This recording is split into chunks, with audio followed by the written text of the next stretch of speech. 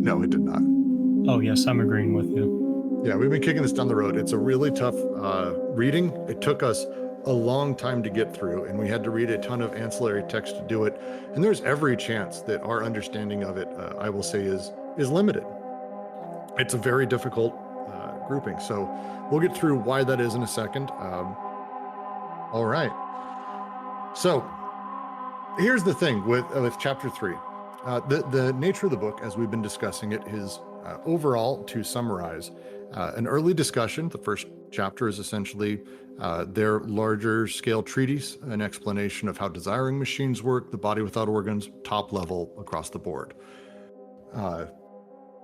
Chapter 2 gets into a lot more of the Freudian psychoanalytic side and why they believe what they do, and them proving that out.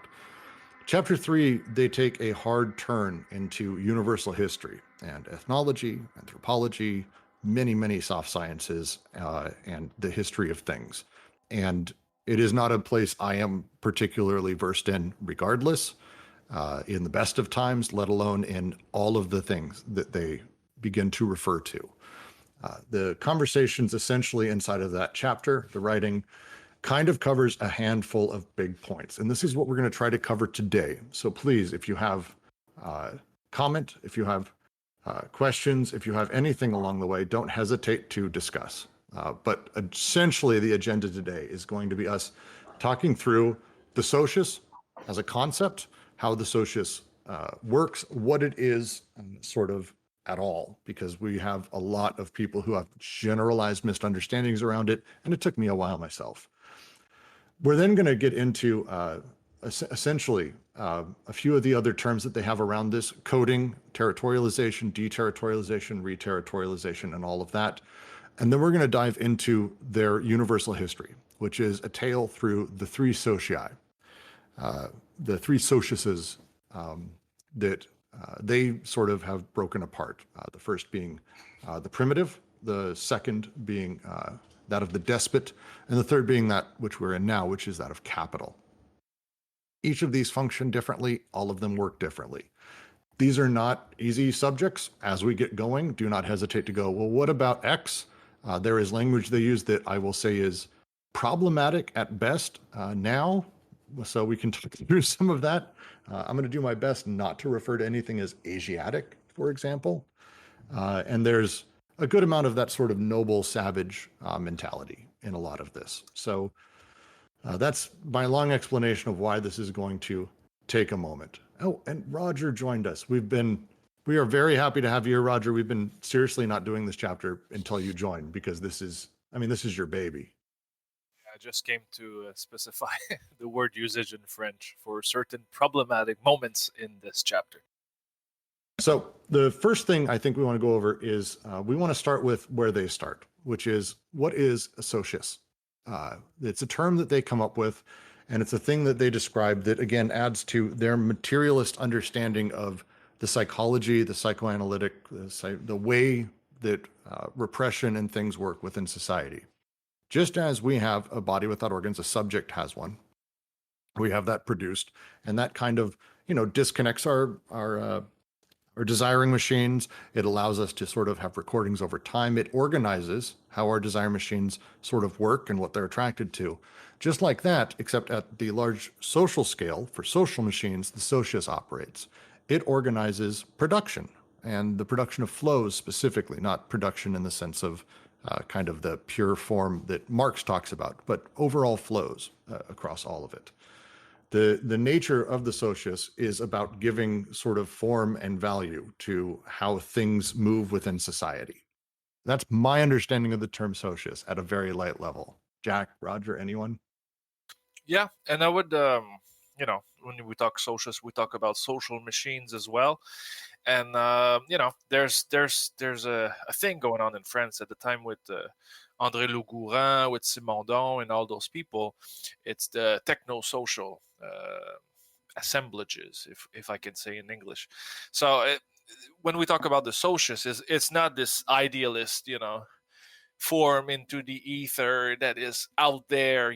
It's something that is social and technical always. When I say technical, it's material. So we need to always keep this in mind as we will go through the reading. uh, this is the basis of like the understanding of like an imminent kind of ontology that is going on through their ideas.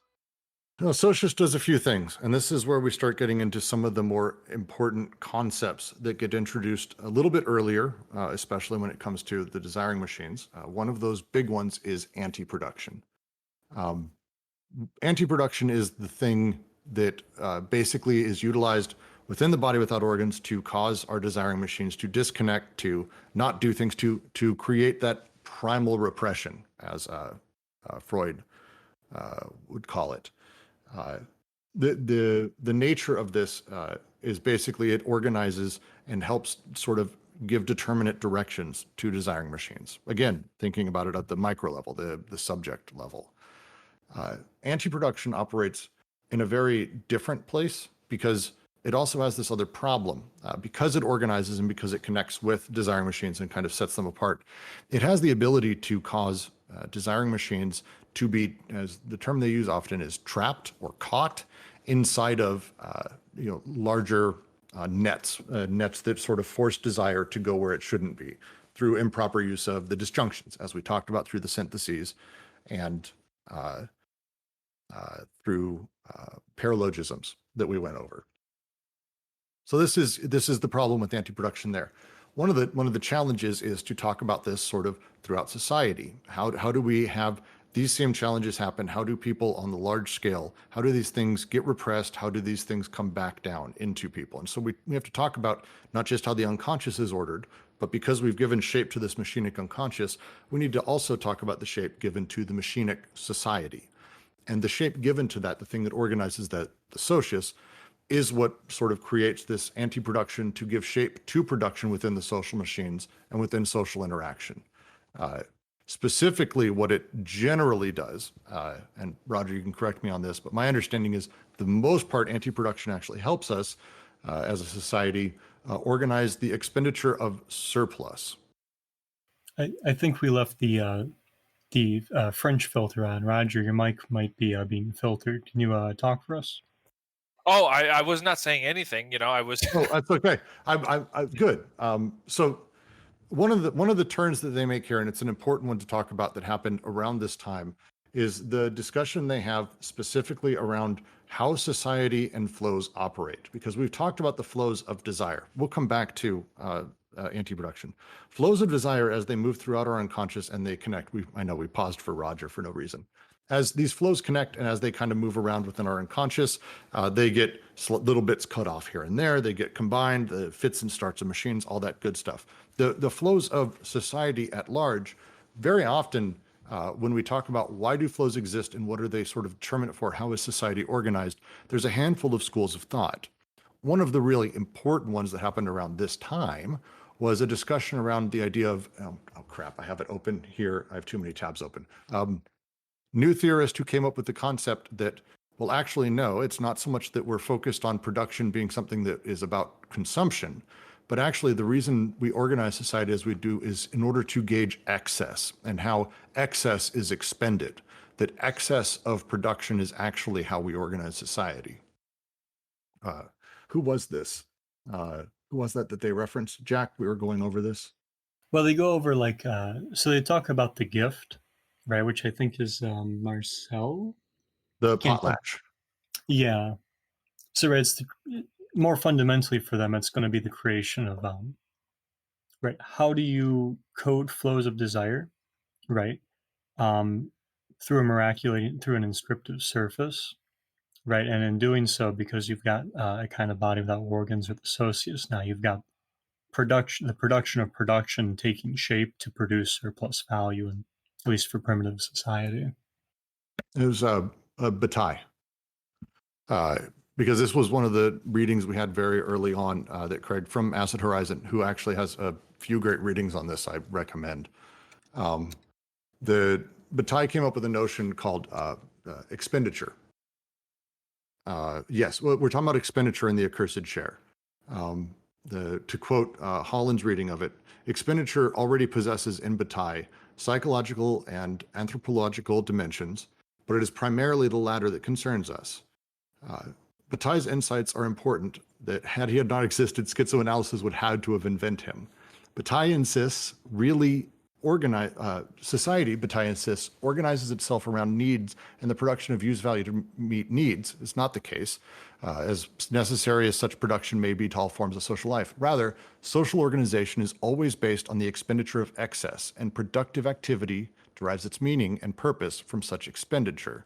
The way that for example, the bourgeois naturally blow out tons of money and have naturalized excess through the way that they spend cash. It's ridiculous. It's at these insane levels. The examples Bataille talks about expressively is through potlatch, which is a Native American sort of institution where instead of giving gifts, oh, this is something of value I'm giving you, and you gain something of value, it's instead to be thought of actually parting with things and letting things go, the gifting economy. So instead of me gaining prestige by getting given a gift, it's instead the opposite, where I like Jack so much and I want to raise my standards and my standing in society, so I give him something that's ridiculously over the top expensive that costs me a great deal. And everyone looks at me and goes, wow, he must have a lot. He must be cool. And I raise my standards within society that way. It is a twist on the sort of common way of thinking through these things. So it's unique, but it's important that we sort of talk through that. Roger, Jack, anyone have anything to add to that? Because it's a really important concept. Yeah, I'll start there.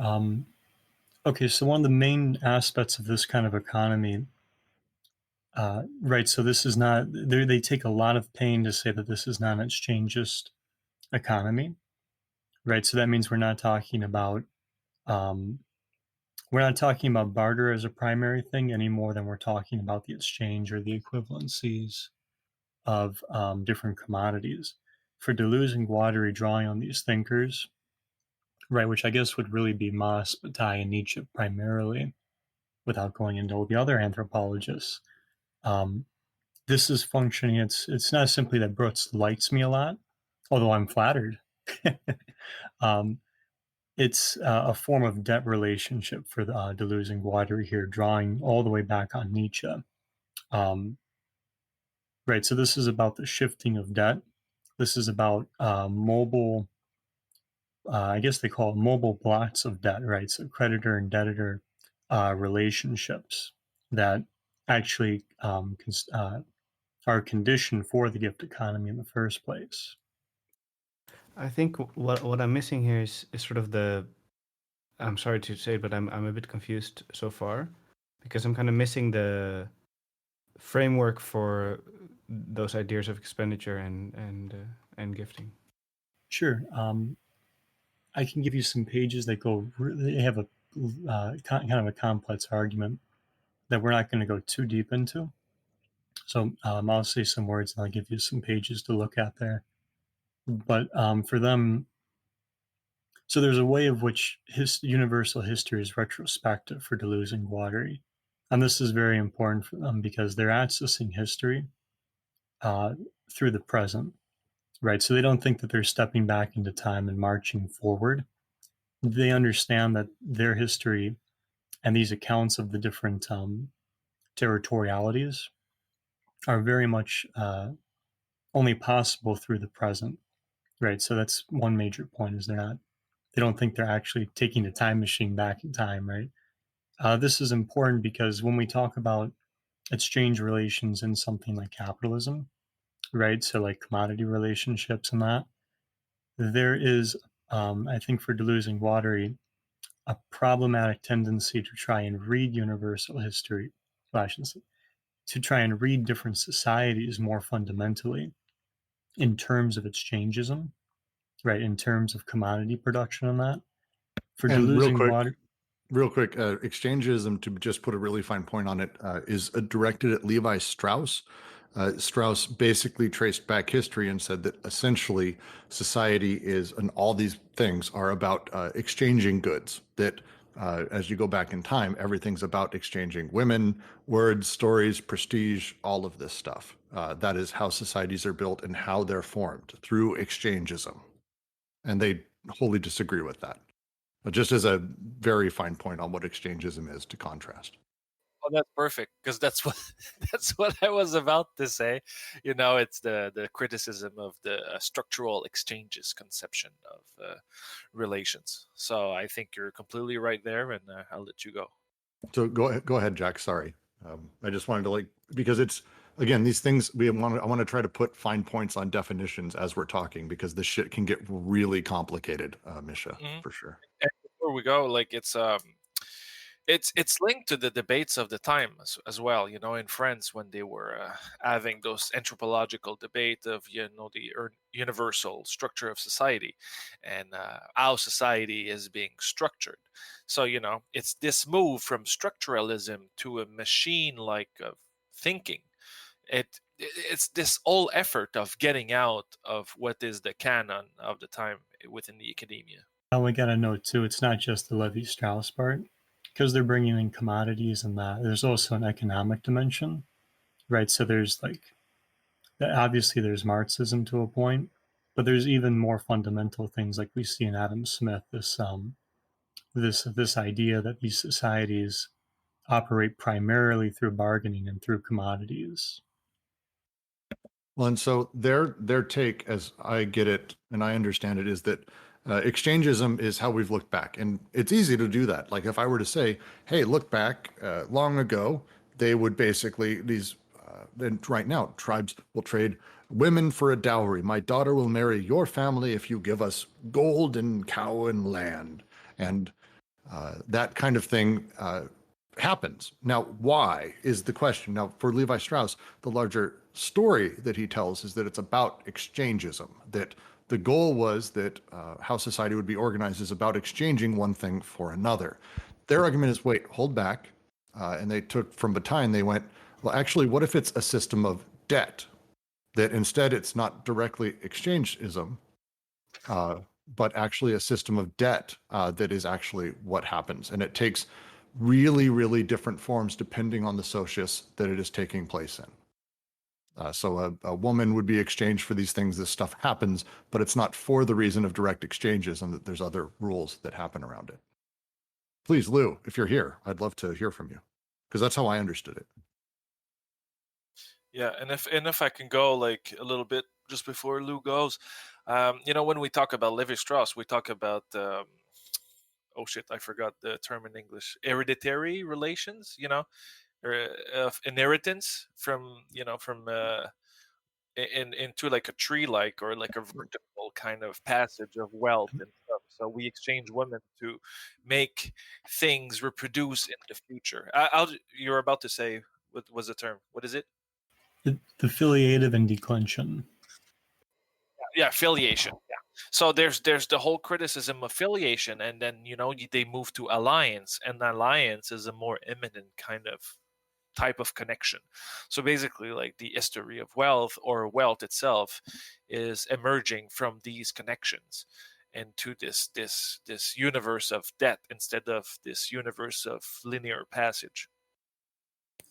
So I preface this with that I'm not incredibly well read in Levi Strauss, but so my problem with the current characterization we have standing of exchanges in relationship to Levi Strauss is that it's very much like a trade relationship that you've outlined, and I don't think that tracks because Levi Strauss picks up this whole thing from Marcel Mauss, as we've said. And especially in the structures of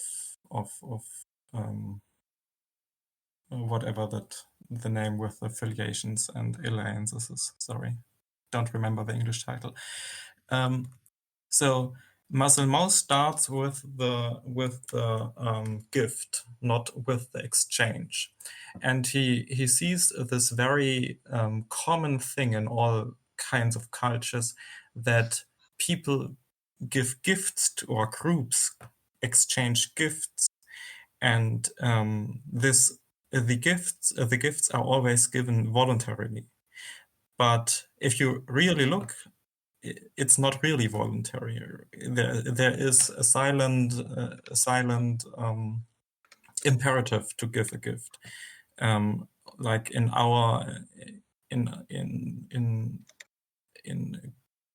society, or in his society, he traces this to something like Christmas gifts, where you feel like an obligation to give a gift back if you've received gifts in the past. And this is the kind of relationship that Maus is primarily interested in at first. That there are all these gifts given voluntarily, but if you don't give the gifts voluntarily, you'll be sanctioned for it. And structuralism and Lévi-Strauss generalize this a bit, and specifically they bring it into family relations, relationships between family, right? That's the whole affiliation and alliance thing, where he analyzes the structures of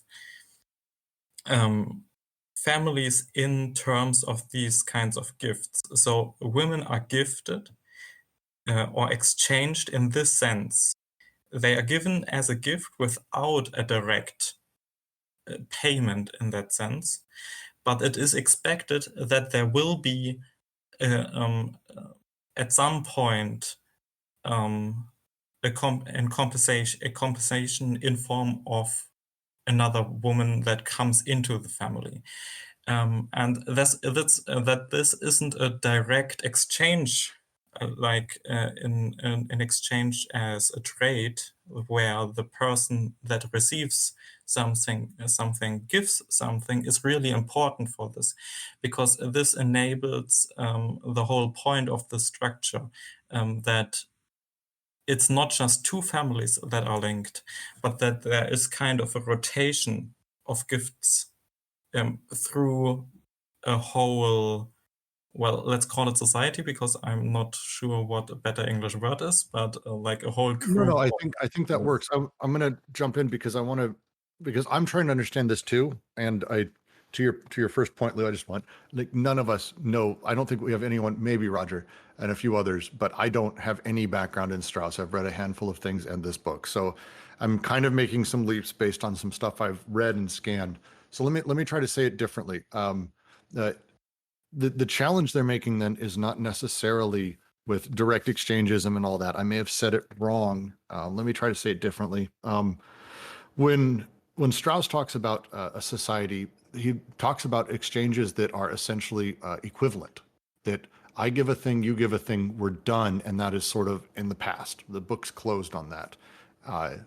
Deleuze as no, sorry, I just stop you there, because that's exactly not what's happening. What's happening is I give a thing, I receive a thing. It's not I give you a thing, you give me a thing.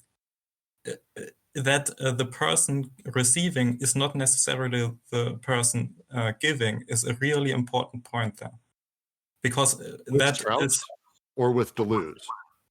in Lévi-Strauss. Because that's what makes this what makes this whole societal relation, not just a relationship between two people or two families, but a relationship between all the families of the society or the group, the village, whatever. Yeah, I think he's right about that, because you have to have, I mean, this is why incest will become taboo, right? You have to have a way of promulgating that. To give a quote in support of what Lou was saying, this is page 185. There's a question that Marcel Mauss at least left open. Is debt primary in relation to exchange? Or is it merely a mode of exchange, a means in the service of exchange? But Lévi-Strauss seems to have closed the question again with a categorical reply. Debt is no more than a superstructure, a conscious form whereby the unconscious social reality of exchange is converted into cash. What is involved is not a theoretical discussion of the first principles of anthropology, The whole notion of social practice and the postulates conveyed by this practice are at issue here, and the whole problem of the unconscious. For if exchange underlines everything, why is it that what takes place looks like anything but an exchange? Why must it be a gift or a counter-gift and not an exchange? And why is it necessary that the giver also be in the position of someone who has been robbed, so as to demonstrate clearly that he does not expect an exchange, not even a deferred exchange? So to give some analysis, as I take it, so I agree with what you're saying, Lou. I get the impression that Levi-Strauss, he does have this superstructure of debt, but it sounds like Deleuze and Guattari think he also has, he's making exchanges in the kind of primary aspect of that, right? And the reason I think that is because they're right. Debt is no more than a superstructure, a conscious form whereby the unconscious social reality of exchange is converted into cash. So, like, I guess I got to be careful here because it does sound like debt is the superstructure here. But I get the impression Levi-Strauss doesn't go far enough into debt and focuses on exchange. Well, I think so. To put a fine point on it, my understanding is that Levi-Strauss specifically believes disequilibrium is consequences or pathological, whereas they believe more in the direction of Leach's critique of him, that it is functional and fundamental to how society operates, and not so much as a secondary or superstructure, that it's fundamental at the basic level. That's my understanding, because that's what they say.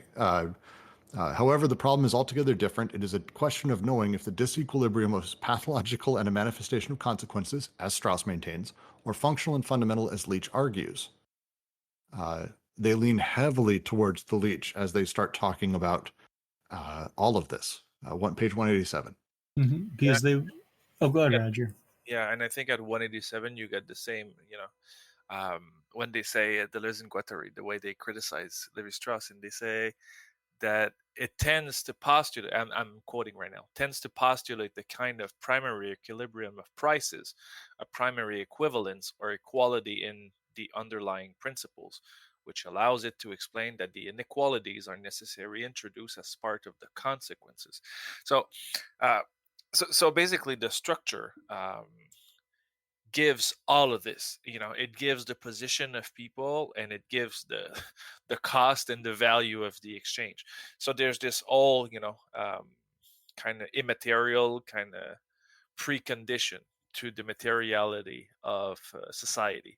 So, and I think they want to reverse that. They want to see like how stuff is being made, instead of saying it is already in a blueprint behind the scene.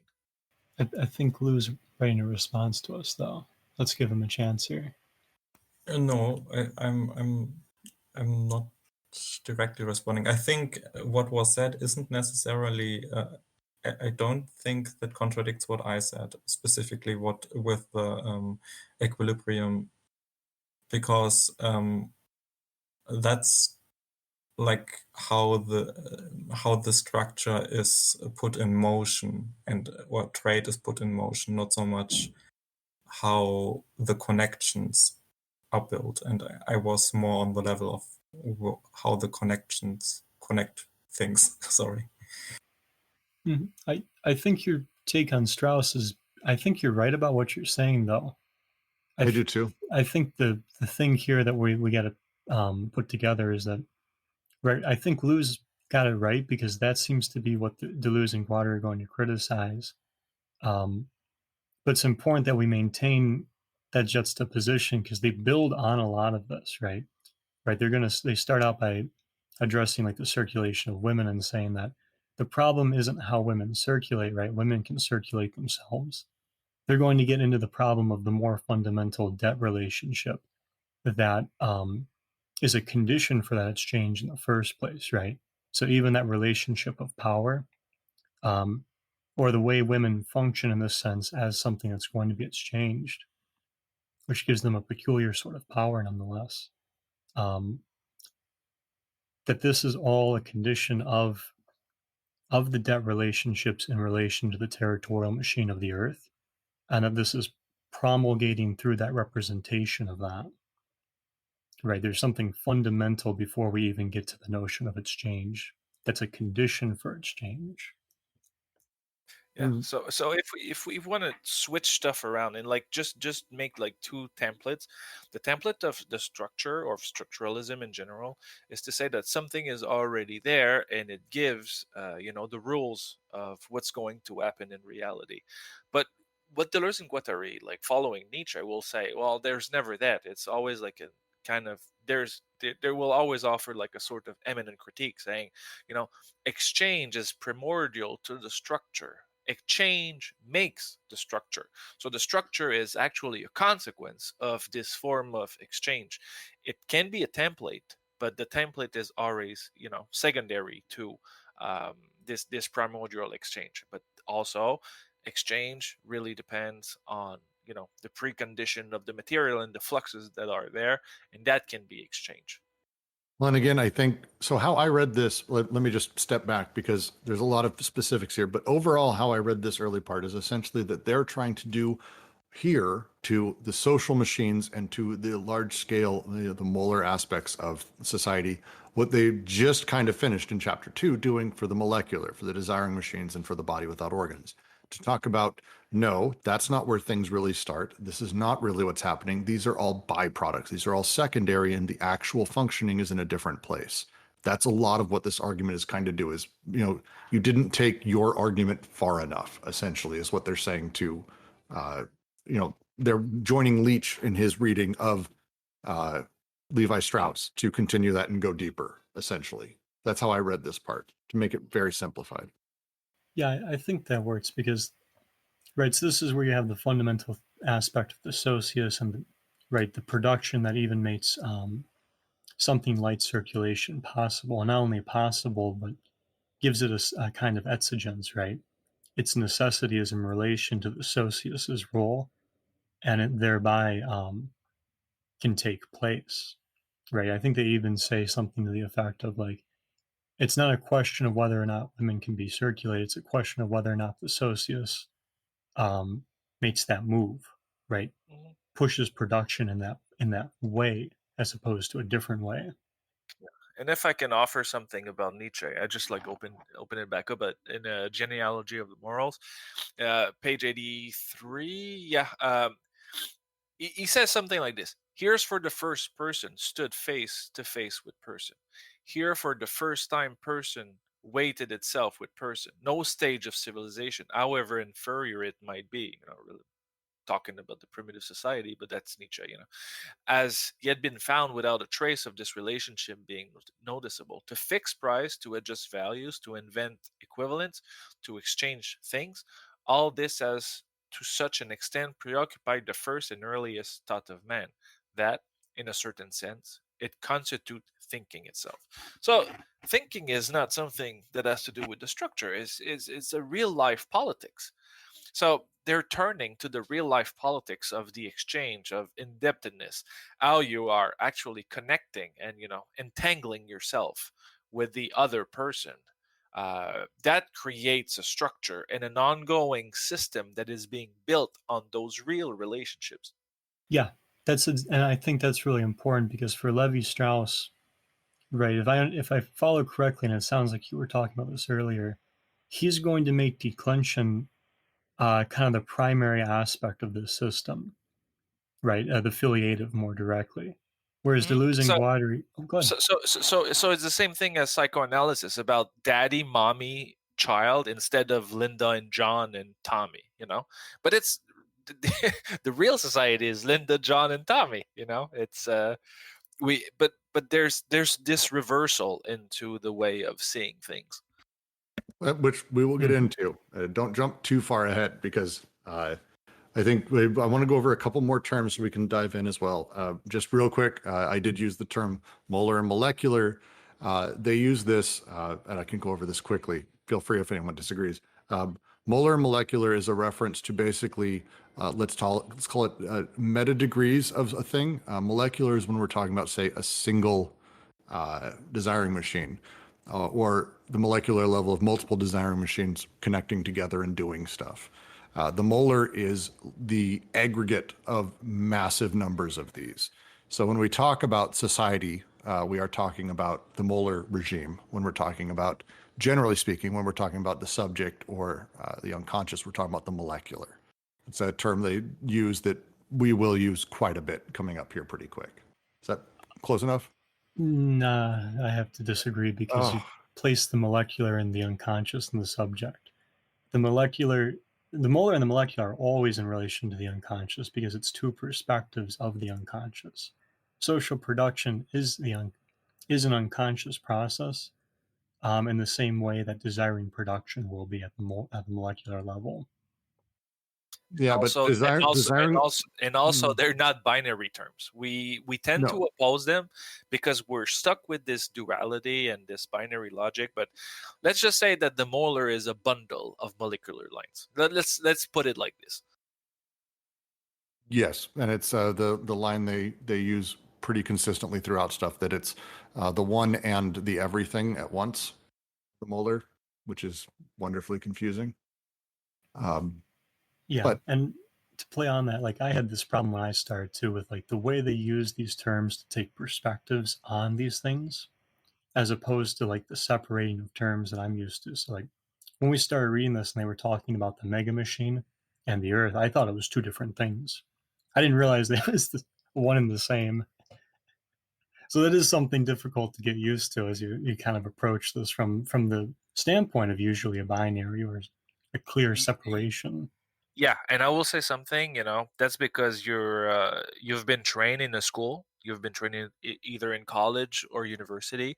But that's the thing. We are being taught to think like this, and that's why it's interesting with Deleuze and Guattari when they said, "Oh, those books are made for like teenage between the age of 15 and 20."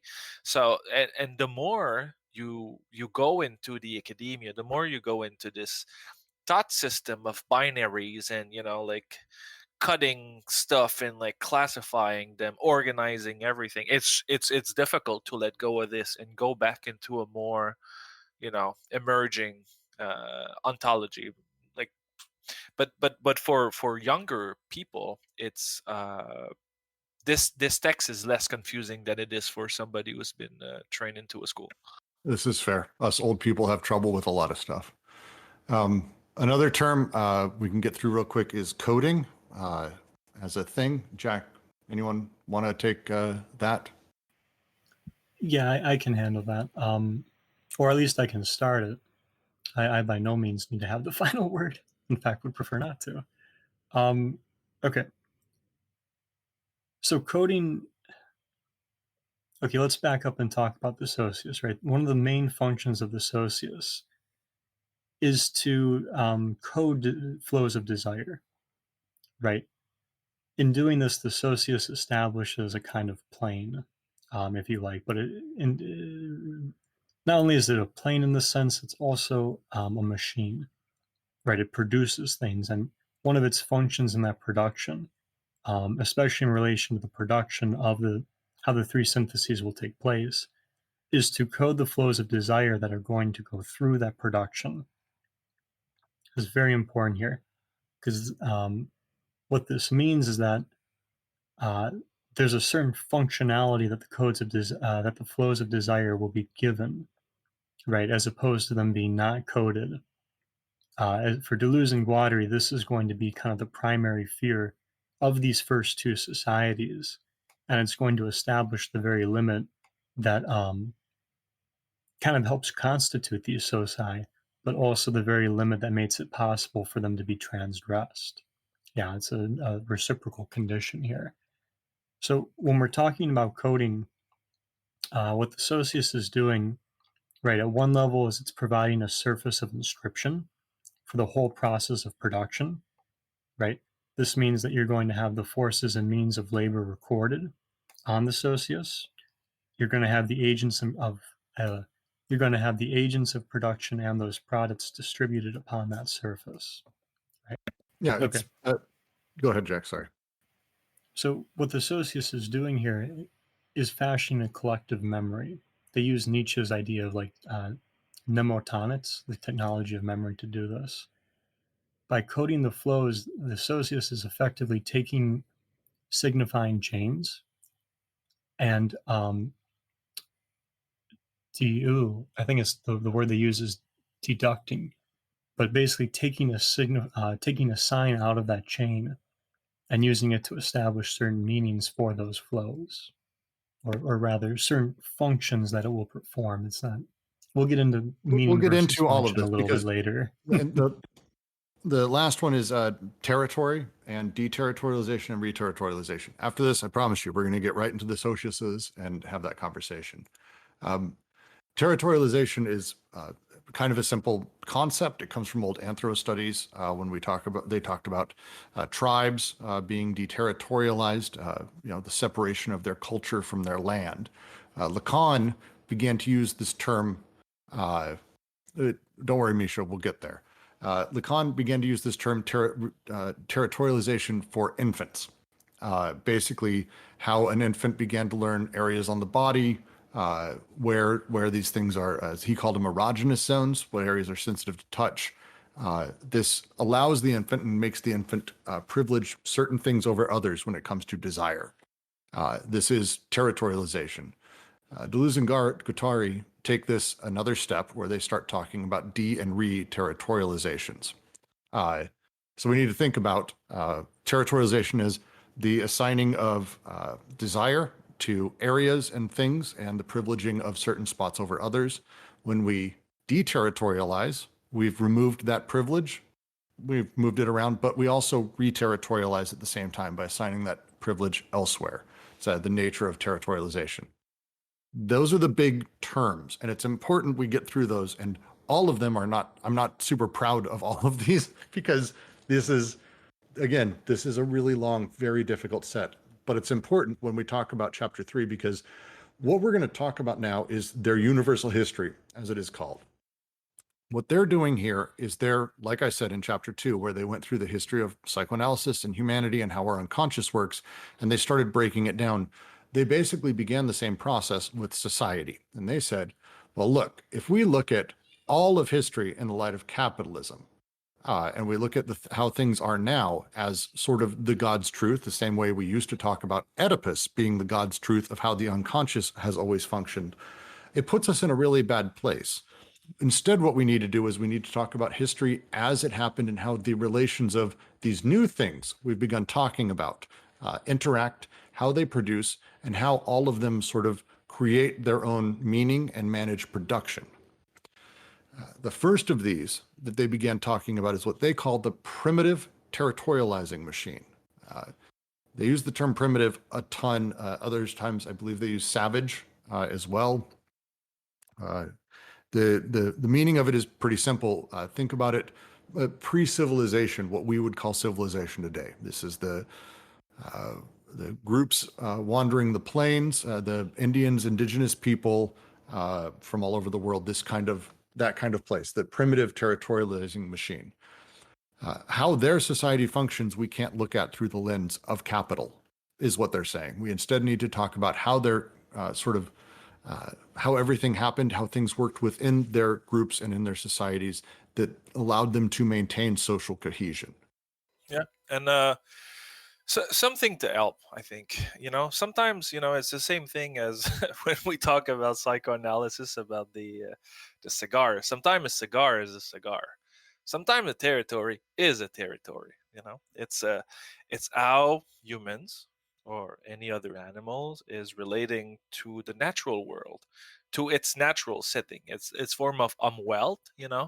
How like how the world is being experienced by a person or an organism. So a territory is how all desires is being is flowing through all these connection of human beings with the territory. For example, a group of human living in a plain, and I don't know if it's a plain in English, like or a forest or anything. They have their own world. So this is the first territory, and then I think it's easier to understand if we sometimes use this kind of understanding, and then we can move on to more complicated stuff. So deterritorialization or reterritorialization means that it's a changing relation to the environment or a change within the environment, and it changes how desire is being coded, decoded, and it changes its flows. Yeah, that's dead on with the ecology of it, right? Just for the territoriality to take place in relation to the socius upon its surface, right? We have those point signs and everything happening on that surface to constitute that territory. And in doing so, right, one of the things that's changing here is the functionalisms, as you're saying, the way production is going to be produced and the connections and disconnections that are possible. And finally, the subjectivities that will result there. The whole process shifts with that. And so when they go back, I'm going to say some very simplistic things and probably get yelled at again by everyone, which is great. When they go back, one of the things that they're wanting to have a conversation with and really talk about, especially with the primitive territorial machine, is how the subject manages and deals with social machines, where their desires are sort of administered, how their desires are sort of taught to them, and where prohibitions in this and anti-production, because of that, enter into the entire setup. And of course, they go straight to Oedipus as a concept, because the way that the primitive territorial machine, the primitive sort of socius functions, is one that really plays around with how do we want to phrase this, Jack? Well, so there's some things we got to establish to get into that. This universal history is a retrospective engagement with all of history in light of capitalism, as Brooke said. This is going to be a history of contingency as opposed to necessity, and ruptures vis-a-vis limits versus continuity. So it's not a linear progression. This is important because if you're wondering, why does it matter what happens in these societies? What Deleuze and Guattari are doing here is they're looking at anthropology and looking at societies that are being studied at this time, right? And they're trying to understand what's in these societies that is actually very much in our society. So with the primitive territorial machine we're talking about now, which for them is the earth, right? That's what they're understanding as the socius and the primitive society, I guess. That is still very much present, although it's no longer in the same manner, as we'll get into the progression. So to get to what you're getting at there, the debt relations that take place in relation to the earth, right? That's a condition for the filiative and the alliant representation. Another way sort of to talk about that is that kinship is what runs those societies. And this is, as they talk about, Freud drew from this in order to sort of talk about sort of, Oedipalization and how people have always been demanded not to sleep with their mothers. Once upon a time, it was necessary for survival. And they talk through this, that there is a natural kinship sort of exchanges value, and that they go through this at length in some more complicated AB 1-2, one marries two, two marries one math that I totally get lost in. But the idea is, at this point, we do, generally speak, deal with people through kinship relation, through filiations and alliances, through the kinship sort of setup. Who marries who, how do people get married, who's related to who, matters extremely importantly to these societies. And during this, as they talk about, of course, people were discouraged from sleeping with their own kin. It was really sort of not set up. So everything at this point is filiative. It's kinship based. The challenge is that we can't really think of it in the same way, because due to our sort of atomized nature today, when we talk about filiative, we tend to talk about what we call the nuclear family. We talk about our direct lineage. So it's my mom, it's my dad, that setup. In primitive societies, that's not the case. There's an intricate weaving of kinship and families that are all sort of together, and they have this massive extended filiation, which is very different. So at this point in the savage, the primitive, the first socius, whatever you want to call it, the thing that they're trying to sort of eke out from the surface is that you're not limited by your family, although everything is done for your family. Because kinship is interwoven into the socius itself, because the society at large depends on it, you're not separated from society through your family. We'll get into that at some point. So the difference here is, well, you have the prohibition generally about sleeping with your kin. Don't go fuck your mom. It doesn't end there. In fact, it's the opposite. It goes elsewhere. They're like, you can't have sex with your mom. Go find other people to have sex with. And it drives you in a sort of different setup and a different type of repression where your social goals is not about shame or repression or what is the term that they use for it, Jack? How the taboo functions. It is the prohibition. Prohibition. But instead, the prohibition is actually about your social goals as well. That there's a bigger reason that you don't sleep with your mom. With Oedipus, Oedipus is just literally about just the demand not to do it. It doesn't have the connection to your social goals and desires. So I want to chime in there for a bit, because so first, I'm not sure I've understood everything you just said, but I think we should focus on the point that they make very early in the third chapter about how there was no incest, or there is no incest in the primitive system at some point. And I think here the relationship to Levi-Strauss is maybe important again, because in Levi-Strauss the incest taboo is what sets the exchange in motion, right? Like the incest taboo is more or less what regulates that children have to marry outside their own family. That's kind of what that is about. And they replace that principle of setting the structure in motion, the exchange in motion, with some. I think that relates to what we talked about earlier with debt, but I haven't really figured out what exactly they are doing there. So I agree with you. I think you're correct about that. For Deleuze and Guattari, incest is created by the socius as a representation of non-coded flows of desire. Try saying that 5 times fast. So you're absolutely right, because with the affiliative and the alliant becoming right. So what you're talking about is how people begin in a non-signifying sense, which is the kind of linguistic move they're making. Well, it's the kind of linguistic move. Maybe we could talk about that too, but that's absolutely correct. People don't begin this way. There's a process of codification and territorialization that leads to it, which is going to be the affiliative and the alliant. So in this sense, like Roger was saying, right, there's Steve and Julie and the I don't know, and Roger the kid. And that's not necessarily a mother-father-son relationship. A codification and a territorialization make that possible. In making that possible, that's conditioned by the affiliative and the alliant.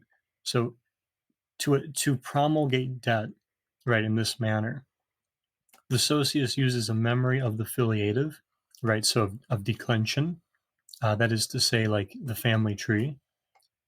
And it's going to, although it's not the primary way debt is promulgated, it's going to serve as a kind of recording of that, right, as a sort of like collective memory. This is going to be expressed and actually augmented by the alliant, right, through lateral alliances, through the political and economic engagement in society, particularly through the exchange of women. One promulgates their declension, but more fundamentally, one is doing things in the society that promulgate debt, right? So this is important because incest is going to be created as a prohibition and a way of setting a limit in relation to the non-coded flows, the flows of desire that the socius cannot deal with, which are going to be those that threaten the affiliative and the alliance structure. So obviously incest in this sense, it's not actually what people want to do. It's a representation of what people want to do. And it's a representation of those desires that can't be coded. And in this way, allows a codification to kind of take place in lieu of that, right? And due to the inability to do so. That's how I read it too. So it's to say a different way. If I were to say not to burn down your house, I don't really have to tell you that. You understand socially and personally why it's in your best interest not to do such a thing. They're saying that with the first socius especially, there was no need to say such a thing with incest, because it is just naturally in everyone's best interest not to have these things sort of happen. That was to put it really cleanly, that's how I understood what they're talking about here. Don't they also talk about, it's hard to find in the physical copy of the specific like section. I don't even remember if it's in like 3.4, but like by entering into that kind of like relationship with somebody that we would view as like incestuous nowadays, or like biologically incestuous, that it like changes the position of like both you and them in the culture. So it's either like you've already like, you either have not committed incest, or you're already like beyond incest, to where like symbolically the mother or sister has like changed positions to like the lover or whatever. So yes, and that's basically just a radicalization of Levi-Strauss, because in Levi-Strauss as well, like incest is a completely cultural category, and the positions in the family are completely contingent. And that's shown by Levi-Strauss in relation to certain practices where there are very complicated rules on when a certain kind of cousin is available for marriage and when it would be incest and stuff like that. And they are just radicalizing that to the point where they say that there are configurations in which incest simply does not exist. Yes, because so we're talking about the codification and the territoriality that makes that all possible in relation to coded flows, right? So non-coded flows are going to be represented as incest, right? But that incest, like Lou's saying, is contextual and relative to a society. It's not the incest we know through Oedipus. It's an incest of, it's not even just the mother, actually. It's the woman who can function as a mother, or the woman who can function as a sister. The former in the case of the son, the latter in the case of the brother, because this would be something that doesn't allow for a lateral alliance. That is to say, something horizontally promulgating, and thereby also something that is vertically extensive, extended filiation. So this gets represented as incest. So the representation we have today, let's say I have, because I have a nuclear family, it's all I've ever known, it's my understanding of how society functions, it's my definition of family as it is. My definition of incest that I have almost wholly doesn't apply if we look back, because they have, through their affiliations and alliances, incredibly complex family structures that are not simply the nuclear mommy, daddy, me family, but instead complicated ins and outs of cross cousins, parallel cousins, aunts, uncles, everyone who's sort of involved in that process. And the relations are different because of that. Yeah. Yes. And if I want to go back to like Levi-Strauss, and because it's an understanding of, you know, endogamous and exogamous relationships too, you know, when it pertains to the social group, but to society at large, or, you know, potential alliance between groups. Levi-Strauss says something like, the category of possible spouses in a system of preferential marriage is never closed. For what is not prohibited is permitted, through sometimes only in a certain order and to a certain extent. Moreover, this preference is explained by the mechanism of exchange proper to the system considered, and not by the privileged nature of a group or class. So you have this specific, understanding under Levi-Strauss, and Levi-Strauss would say, like in certain societies, endogamous marriage is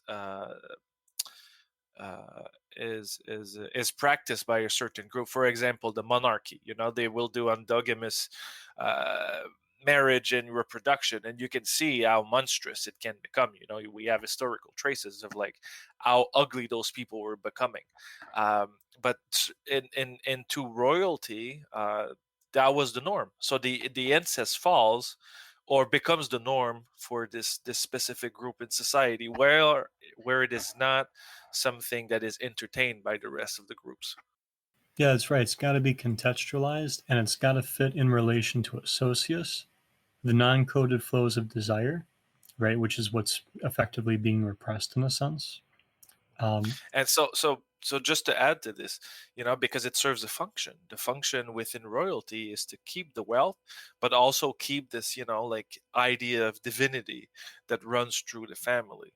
So they don't want to distribute this, but in an economy of exchange or debt, you kind of need to give yourself away to the other social groups to pertain as like a certain consistency that is not linked to a direct kinship of wealth or divinity passing from the gods to humans. Right. And so to your point about the functionalism and that divinity, because that's the bioaffiliative memory that's repressed. So right, with the socius creating a collective memory, there's the bioaffiliative that's enabled, but it's like they use Nietzsche to talk about how a new memory is created and being inscribed and represses that bioaffiliative memory, which is that of the aligned, right?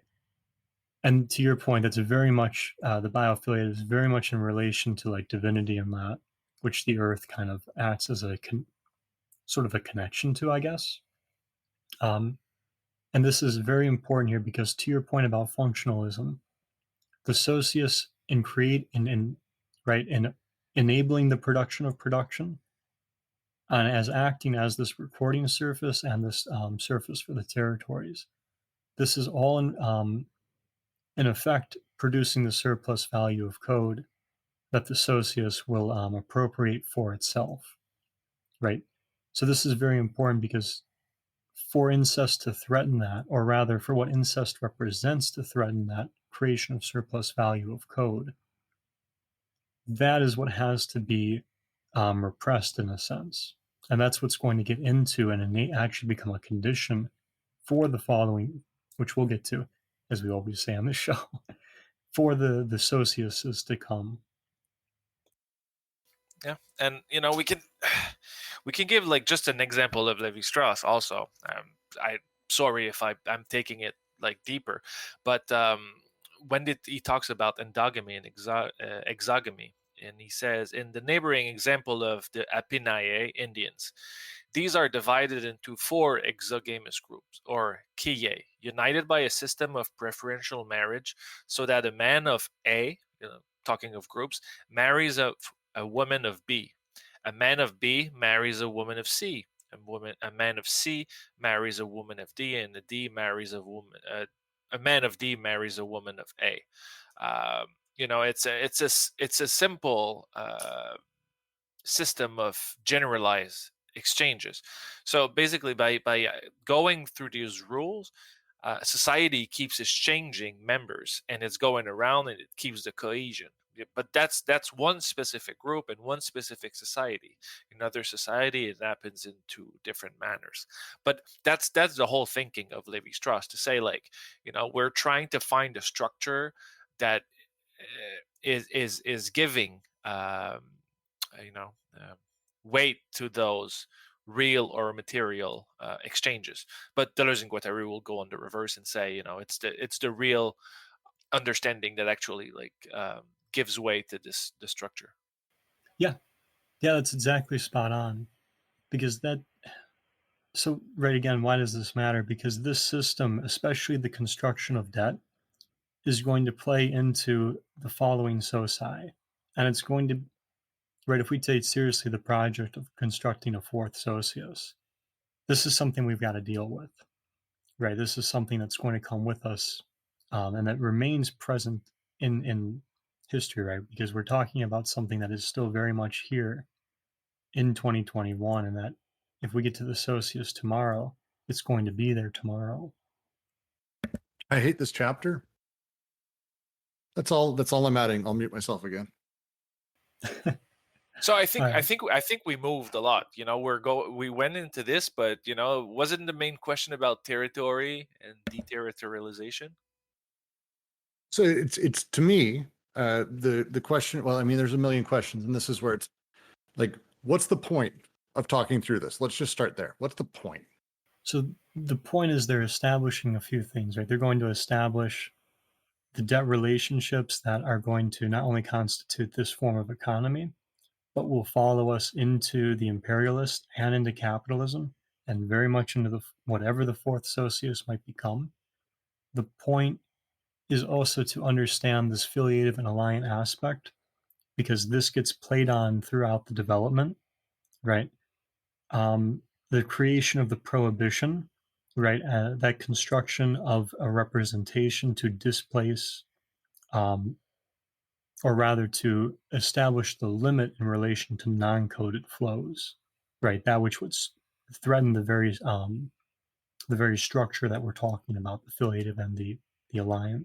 And finally, the creation of surplus value that this socius enables through this construction. I think is it possible to maybe restate the, let's say, the beginning of this session, to just because I feel like I'm a bit lost still, to restate what they're responding to, and I think Brooks put it quite well about the Freud created his understanding of how the unconscious functioned based on social norms of the bourgeois around him at the time. Yeah. So And then, yeah. real quick, it's just so I can repeat what I typed, because I think it's the summation of what they're doing here. Chapter 2 was essentially them saying the people who came before us, Lacan, especially Freud, but others, all predicated their beliefs on the unconscious based on how humanity as they knew it worked. But they were looking at it through an already Oedipalized capital socialist lens that influenced their desiring machines and their syntheses and gave them some, we'll say, bad information. And instead, what we need to do is we need to completely take apart and break apart how a society functions and find out how desiring machines connect to social machines and how those things are then working within the socius to determine how a society works. We can't just assume that we understand it, because the relations and systems of relations and power relations are so drastically different that it's impossible. So they start breaking shit down. They start with the primitive. The first thing they do is they go, wait, this is a place where there's not hierarchical power as we know it. There's also not an economy as we know it. And we need to discuss what an economy is and how it works. Just like with Lacan and Freud, things don't come from a lack. They don't have this. There's no overall lack in society. Desire is not something that's naturally exchanged. Instead, they go, well, here is our friend Levi Strauss through this other guy, and we need to talk about kind of the excess of society that comes, that they see sort of through Bataille as well, and how society is this different way of thinking about things and how flows move through all of this. Wait. Society is excess? Sorry, I didn't get that sentence. I thought you just said that society is formed through excess. Is that what you said? Society production is organized for the sake of excess. With the goal of excess? That's correct. It's what Strauss says. That's how I read it. Okay. Go ahead, Jack. The production of surplus value is what the socius and the body without organs will do in relation to the production of production, yeah. But desire doesn't really have goals in that sense, yeah. So I didn't say desire. I said society organizes it for excess. yes, but there's also a distribution of deficiency. And so wait, this is Strauss or this is Deleuze? That's Bataille. Ah! No, this is welcome to the worst chapter in the book for this. It's a whole thing. But so the excess is going to be okay. So let's start here. Where they're talking about excess and deficiency, that's like the creditor-debtor aspect. That enables the surplus value of code, which is I don't want to call an excess here, but that's the thing that we're after here, is that's the creation of the surplus value. Yes, that excess and the social management of excess as debt is the primary sort of reason of the system, the socius. So are you talking about like how a hunter isn't allowed to just like enjoy his own kill? He's got to bring it back to the tribe for it to be like skinned and cleaned and cooked and distributed among the tribe. And he can't just like revel in all of the surplus value of his own elk. Yes, it's I wouldn't even say necessarily that he can't, because that implies, as we know it, the prohibitions as they exist within capital. It would be absurd for a hunter back then to do such a thing because of the severe social pressures and how they operated. The nature of social pressures then was not just, hey, if I can get away with it, I get a few extra dollars, which is kind of how things operate for people now. But instead, just a hard, you don't do this because you are, and your desiring machines, they would say, your desiring machines and social machines are so directly connected. They are I don't want to say in sync, but that the repression of society is very connected within you. And you're so connected to this, it would be absurd for you to think you could do that. Just like incest didn't happen because back then you didn't see desire in the same ways. You didn't like sit there and go, I wish I could fuck my mom, but I can't. That's not how it worked either. The desiring machines were directly connected to social machines. They didn't suffer in the same way that they do now under our form of representation, is how I understand it. And I know I shouldn't talk about the primitive in the past tense. Sorry, I do that because it's the easier explanation, Lou. Sorry. So I'm just going to say, like, one little thing to make stuff clearer. There's each society has its own political economy. So, what they're trying to show is that what we're doing right now with the psychoanalytic Oedipal thing is not natural. It's something that is cultural, it's something that is contextual, but something that is really linked to a moment within capitalism. By going back into primitive societies, because they called them, anthropology called them the primitives back then. We don't do this now within the discipline, but we used to, is to actually try to see ourselves through the other. So the example of killing this elk and like bringing it back to the community, it's because it's linked to a whole political economy of togetherness and survival, and how society is functioning. So right now it's you go, you get under the salariat, or I don't know what's the term in English, but you go, you work, you get your paycheck, and you go just fucking do whatever you want with it, because it's linked to a more individualist kind of understanding. So their whole task is to show that there's differences, and differentiation happen in different manners, and it's by stating this about other people or other times is to allow us to look at ourselves and say, oh, what we're doing is pretty relative, we could do otherwise. Yeah, I think that the hunter with the elk is a good example of, it's an easy way to see the socius as an organism appropriating the what is produced by a given organ, which is the hunter in this case. And I think that it's they call the hunter who returns the elk to the tribe perverse, and I think that this is connected to their general characterization of reterritorialization as a kind of perversity, because it's something that they, rather than just like a desiring machine itself, I don't know, producing its own surplus value, it's kind of beside the point to kill an animal and then take it back to the tribe, which is, I think, kind of the nature of the appropriation by the organism. But no, that is okay. So it is to the point, right? to kill the animal and then consume it, right, is to risk punishment in the theater of cruelty, because in doing so, there's this, to the point about political economy, there's a threat to this to the system of debt that has now been introduced, right? So this is how, I mean, we can Yeah, get but into also, theater of but also, cruelty. although, yeah, also there's a different ontology in those societies. You know, the animal is just not an object or a commodity like we see it now.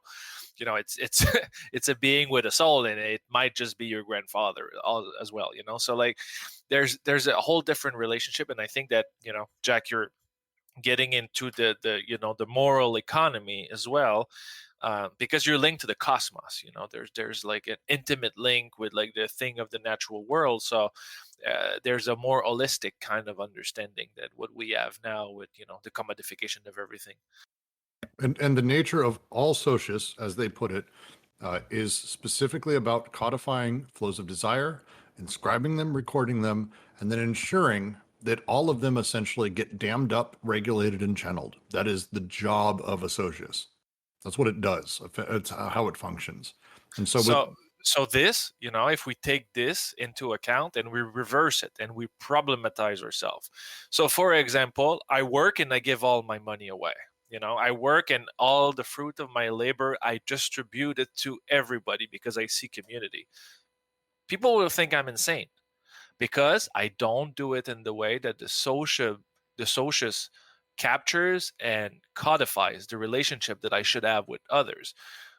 What the socius says is like, get your money and, you know, blow it up on coke. You know, that's what the socius kind of says. But if you do it on the reverse, you're being a former, you know, perverted individual, even if you're trying to do the good moral thing, you know. Yeah, that's right, because to do that is enabled by the socius, right? You're not getting into a non-coded flow of desire per se. But to that point too, oh, I had something but I lost it. Oh, sorry. Can you say what you said one more time, buddy? Uh, the socius codifies and captures relationship into a specific manner. For example, production will be captured differently into one society than in another. In this specific society where individualism thrives, you don't go and blow your money on others. You blow your money on your own blow. If I can make a joke with this, but that's the thing. You would be considered as, you know, somebody who's deranged, somebody who has a problem, if you just give all your money away and instead of keeping it for yourself. But into another society, you do this, you're going to be ostracized. I still can't remember what I was going to say, but I agree with you. Um, only to add that with the individualism, right, it's a curious form of individualism that relies on a collective in the first place, right? So even with the hunter, which doesn't have the same individualism that we know today, but with that, right, there's a connection with um, the hunted, right, the animals, all of this taking place in the body of the earth. In the same way, when you blow your money on coke, right, there's a whole series of things happening in order to get that cocaine in the first place, right? You've got to go to a dealer, you've got to arrange certain social settings. That guy's got to get it from somewhere, right? So this is all enabled by the socius. Yes, exactly. And that's why, you know, in my opening sentence at the beginning, I said it's really important to always keep in mind the social technical assemblage that allows relationship to happen. So in a society, there's a specific social technical arrangement that is there. But in ours, you know, there's a whole system of capitalism, capitalist exchange that is always going. But there's also the state through taxation and redistribution of wealth that is working. So this is the underlying strata on which you function. So you're allowed to have this freedom, this individual freedom, because collectivism is being, you know, externalized within the state, if I can say it like that. You know, and that's in line with Leroy-Gourhan thesis about, you know, externalization through technology, and the state is a technology. Yeah, and they make it very clear that this is a social machine and a technical machine. It has the capacity to do both, but it cannot be taken as exclusively one or the other, ironically. So maybe the crux for me for also framing this, because I'm still on that mission while listening to what all you guys are saying, is from a question asked way earlier in the chat, or actually was a remark about their interpretation of historical movement as not moving from savage to despot to capital in some sort of linear way, but rather they have a different kind of relationships to each other. And maybe I'm just, could you guys elaborate on what that relationship then exactly entails, if it's not something linear like maybe traditionally thought? Yes. So it's not a linear history, right? It's not a continuous march forward. They're accessing history through what they joke is the end of history, right? Which I believe is a play on Hegel. But in this sense, universal history for Deleuze and Guattari is a retrospective engagement with all of history in light of capitalism. And I can give you a page. This is pages 139 to 140. So they lay out the terms of this engagement, right? What their criteria is for doing this. There's also on page 40. So universal history for them is a history of contingency as opposed to necessity. So this means that things don't necessarily have to proceed the way they have any more than we necessarily have to engage them the way we are in this retrospective lens. There are contingencies that make all of this possible, and there are contingencies that make the way we're going to read history possible, always accessing it from the present as opposed to escaping the present into the past. They further say that universal history is one of ruptures vis-a-vis limits as opposed to continuity. So actually, Varun asked me to read this, and I probably should have earlier, but with this point too, their chronology is the actualization of what had hitherto been virtual. So time is no longer a matter of secession, but rather a matter of coexistence. So because we're accessing this through the present, right, these three socii, particularly the primitive, that's not gone, right? That hasn't disappeared. That's something that coexists with capital and capitalism. To that point, this is why it matters too that we have ruptures and limits as opposed to continuity. We don't have that march forward in history. We don't have the necessity of progress or some end goal. We have ruptures, right? We have ways that breaks and flows just kind of erupt in a certain sense, especially with breakthroughs or even breakdowns for that matter. And we have limits within these societies in our historical engagement, one of which is going to be uncoded flows. So this retrospection serves to deal with capitalism's limits, the potential for its destruction, and the source of its self-criticism, which is the ironic engagement they have with history. So if I can, probably give you some hints to what you're going to say. They're taking those three categories, but they're mostly stratas, in the sense that they're modalities of arrangement for specific societies. But like in history, it's society works by differentiation or complexification. So the primitive societies, or the despotic ones, are still with us today. We emerge from that, so it's a constant emergence of all those relationships that was already there, because we depend on those primordial relationships. But also those primordial relationships add in their virtuality the possibility of where we are now. I don't know if that makes sense. I don't know if I go too far into other the other writings of Deleuze and Guattari, but it's in their ontology. Everything is already there. Like it's everything is within the virtual and is being actualized. But the more the actualization differentiate and complexifies itself, the more it can actualize what is being contained into the virtual. So maybe I have a different question that does relate to this in my head, but please say it to me if it doesn't relate to you, as in maybe I'm not making sense to you. So when they criticize Freud for, let's say, taking the symptom, so how people acted around him, and using it as a justification to then say how the unconscious works for everyone, or how the unconscious in itself works. They critique that by basically saying, and correct me if I'm wrong, you can't just take those conclusions from the symptomatic analysis that you did, because the only thing you're describing is the specific system that you were in, not all possibilities of the unconscious. Is that correct? That's so a part far? of it. That's a part of Yeah. it, right? There's a So then, okay, go ahead. So then my question eventually becomes, how do they then justify their own findings? Like, I just don't, what are they looking at then, if they're not just looking at the people around them and then making their, let's say, metaphysical conclusions? It's in the title of the book, you know. It's capitalism and schizophrenia, but that's the thing. Instead of like, you know, they're saying it from like from within capitalism. Capitalism, you know, gives the possibility of actualization of all those virtuals, and it's, you know, instead of pathologizing the individual, they put it into a collective manner.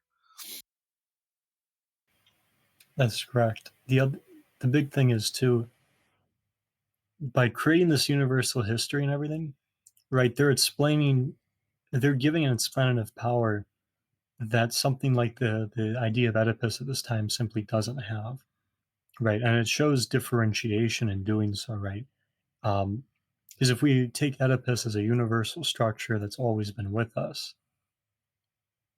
things start to look kind of cloudy when we start finding examples of societies that don't have that. Or in the chapter on ethnography, where they talk about those societies not having Oedipus until they're imperialized as such. So one of the big moves they're making here is they're criticizing interpretation through which a medium of thought or a kind of framework provides the deduction of meaning. So when you overlay a kind of structure onto things, right, and it's sort of like try to make things fit in that, right, there's a huge problem with your engagement, because you're basically creating a representation of what you're engaging and interpreting. They're going to say that this is a problem of, they're going to call it a problem of meaning, right? This is asking what things are. Their juxtaposition, their differentiation method is to take on functionalism here and say, what do things do, right? So what does Oedipus do as opposed to what it is? How does Oedipus function as opposed to what does Oedipus mean? Where does Oedipus come from, right? What's the genesis? How does it happen? What creates it? What are the conditions for it to even happen, which this universal history will provide us, as opposed to saying it's just universally present, right? We don't know where it came from. We can't really account for its creation or construction, but we believe it transcends all that, right? But so, just as this is more of a trivia question, but do they then actually believe there is such, like, I'm also in the headspace of Mark Fisher. So do they actually believe in an alternative way? And can they imagine that?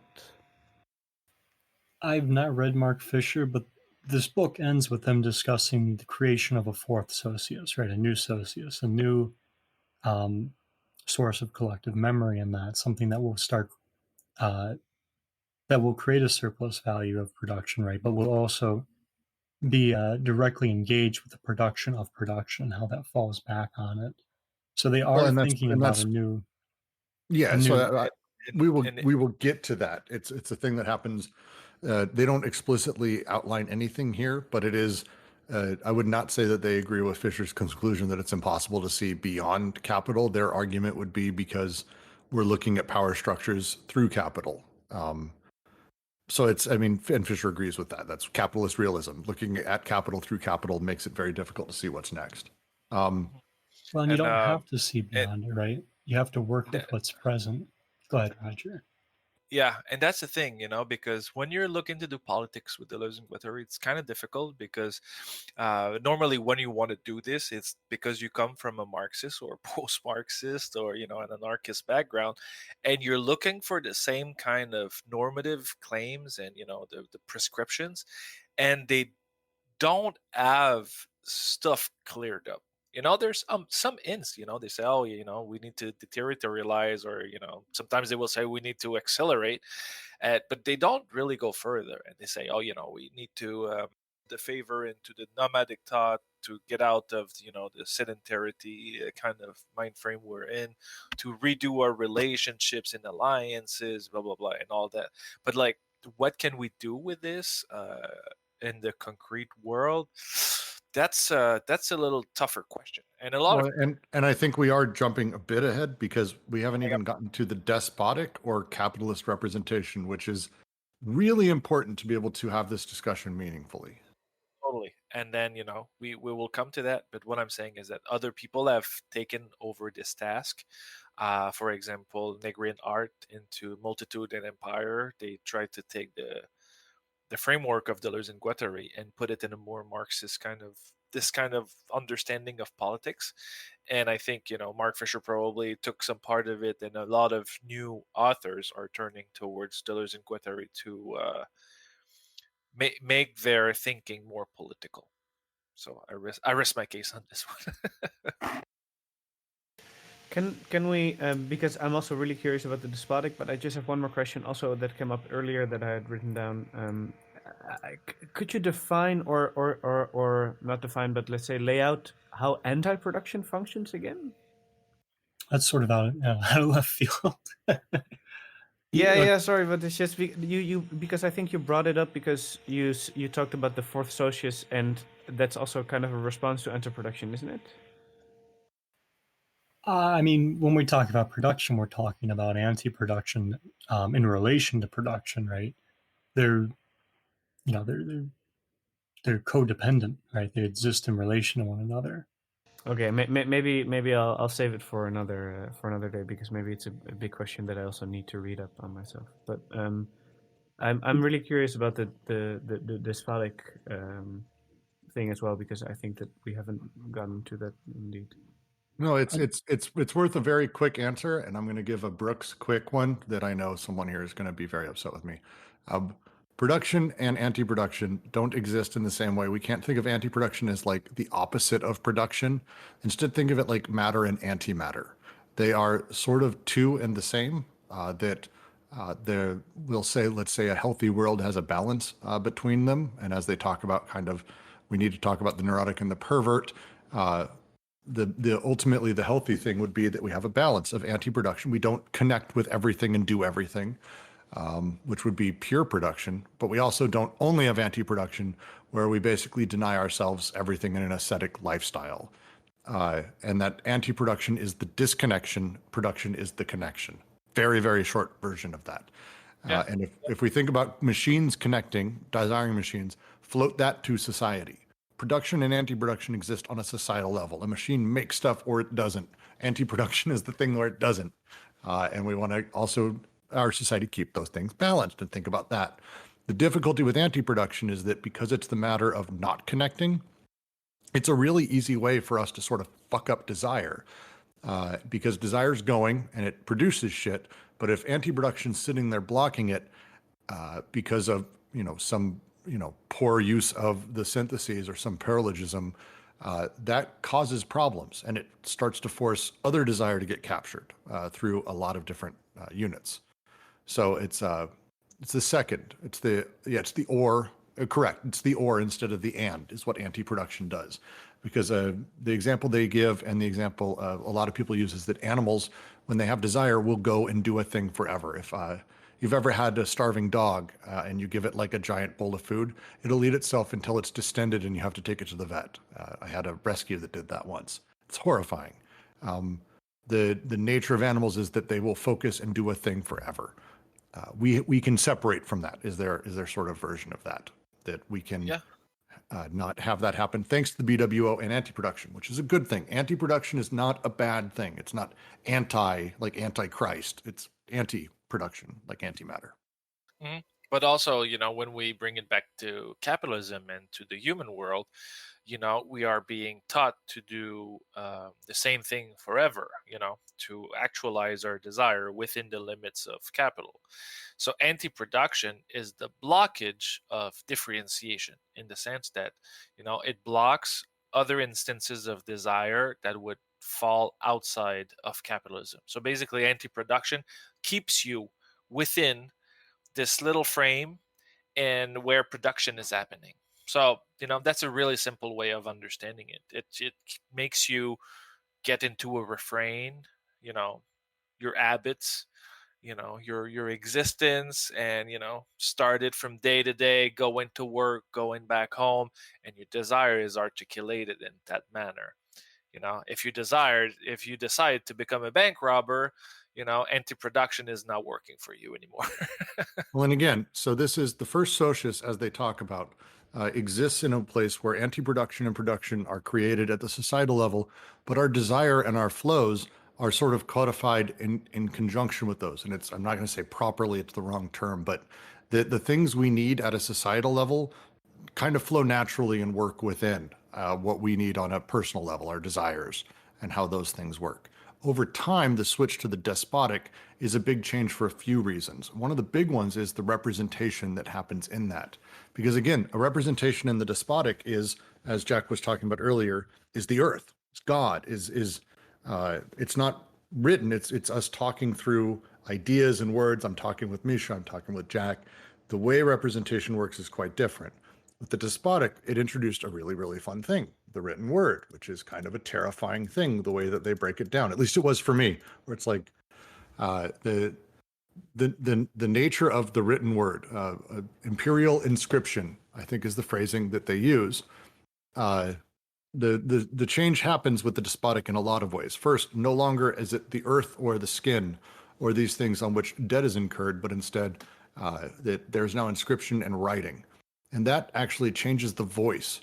So suddenly, actually, the voice is no longer Brooks or whatever, but instead the words themselves become signifiers. And they're almost spoken from a position of God, of everything, instead of Misha or of Brooks. It is spoken from the despot, from the God, from everything. And so because of this, and they go through a lot of explanations about like sort of the implications here, but this is a huge deal. And the other part of this is that the despot also begins to organize and sort of control, let's say, things I'm not directly involved with. This is a very clumsy way of talking about it, but the primitive socius perhaps would be a village. And I kind of would know everyone. I'd probably be related to a lot of people in a lot of ways, not like a nuclear family. I'm part of the village. It's a large, large collection. And under the despot, our village would be one of many that are part of now our society, or the larger despotic socius. The despotic socius then starts actually having a 40,000-foot view of all this and begins, as they say in the Asiatic, I promised I wouldn't use the word, God damn it, begins assigning tasks to different villages. So now the things my village is doing isn't necessarily stuff I'm directly connected to or able to see. Instead, it's representations that I begin dealing with, orders from on high, specifically the written word and the inscription. This shift changes the power dynamics. Instead of my desiring machines now directly connecting and the anti-production that's produced be something I can deal with, now we have inscriptions telling me what I actually need and want. And that's terrifying to a psyche because I don't see that. I don't know that. I don't have any of that. My desiring machines aren't matched with the despots across the board. So when the despot turns and says, oh yes, a wall needs to be constructed here. You need to go to war. We need a dam. We need you to farm. I don't really get it. And so, but because it's written and because it's inscribed in this way, the gaze has changed, the story has changed. And suddenly now I'm actually wanting these things. And this is where the sort of anti-production starts getting fucked up, because now I'm being told what I want. Now I've got paralogisms across the board that are completely, messing up my actual desires and having society at large now shape me. The anti-production is now being produced inside of me in a different direction. And Yes, this is And I will quote the magnificent Spice Girl on it, saying, "I'll tell you what I want, what I really, really want." But that's not an individual thing. It's the collective, reaching through the individual. But that's the state of our society, where there's a confusion between, the individual desire and the pre-individual condition in which they arise and they're being produced in the body. Is this? Oh, sorry. Real quick, in all three of these societies, you don't control what you desire, right? You are produced during desire, as such, right? This is all pre-individual. Yes, complete. The subject is variable in this, and it's not a matter of, yeah, no one has the idea of freedom or whatever that word is. It's not really how they're talking about it. It's about how we produce desires within these things and how desire is sort of created as part of the socius through the entire thing. So it's not freedom like it is for Sartre, right? Where Sartre will Correct. say you can be free in your mind, right? We can talk about this later on, but it's not going to look like that here because the unconscious is the productive, not you or I. And so that tends to be where the despotic is. Now, the despotic is fascinating in a lot of ways, but again, this is there is no economy here in the way that we sort of have developed it, because things are still done very sort of hand to mouth, direct. It's not at the same type of exchange system that we talk about now. It's not the same setup. That things are very different under the despot.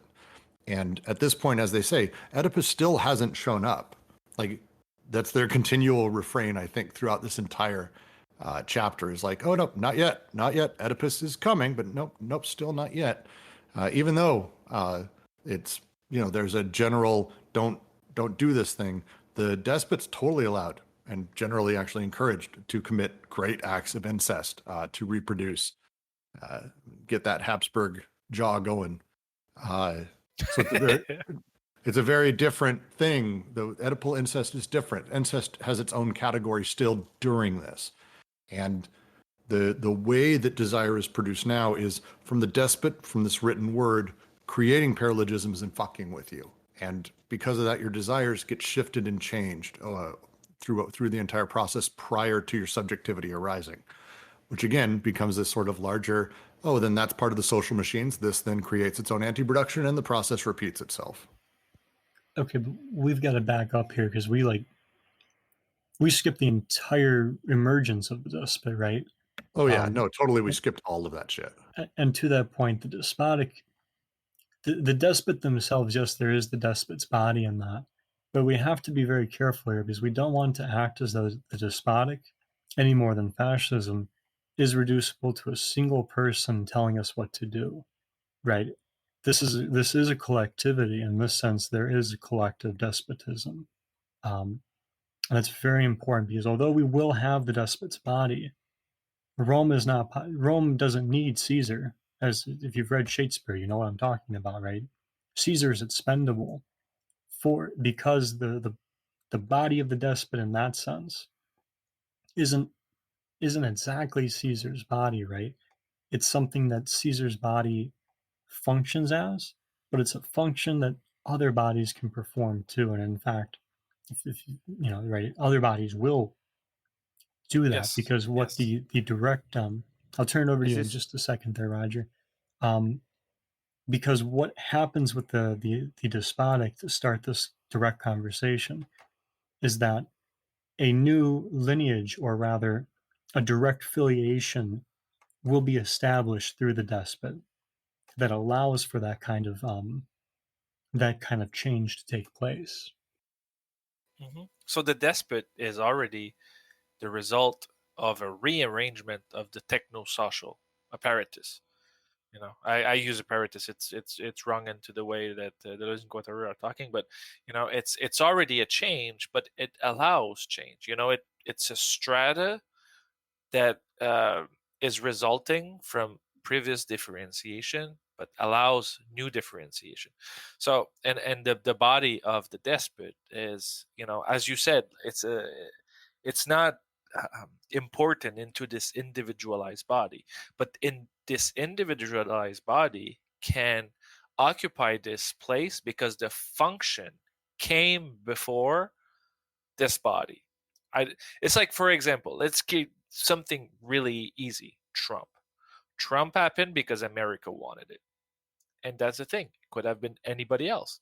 But it happened the way it happened because America was turning to a form of populism already.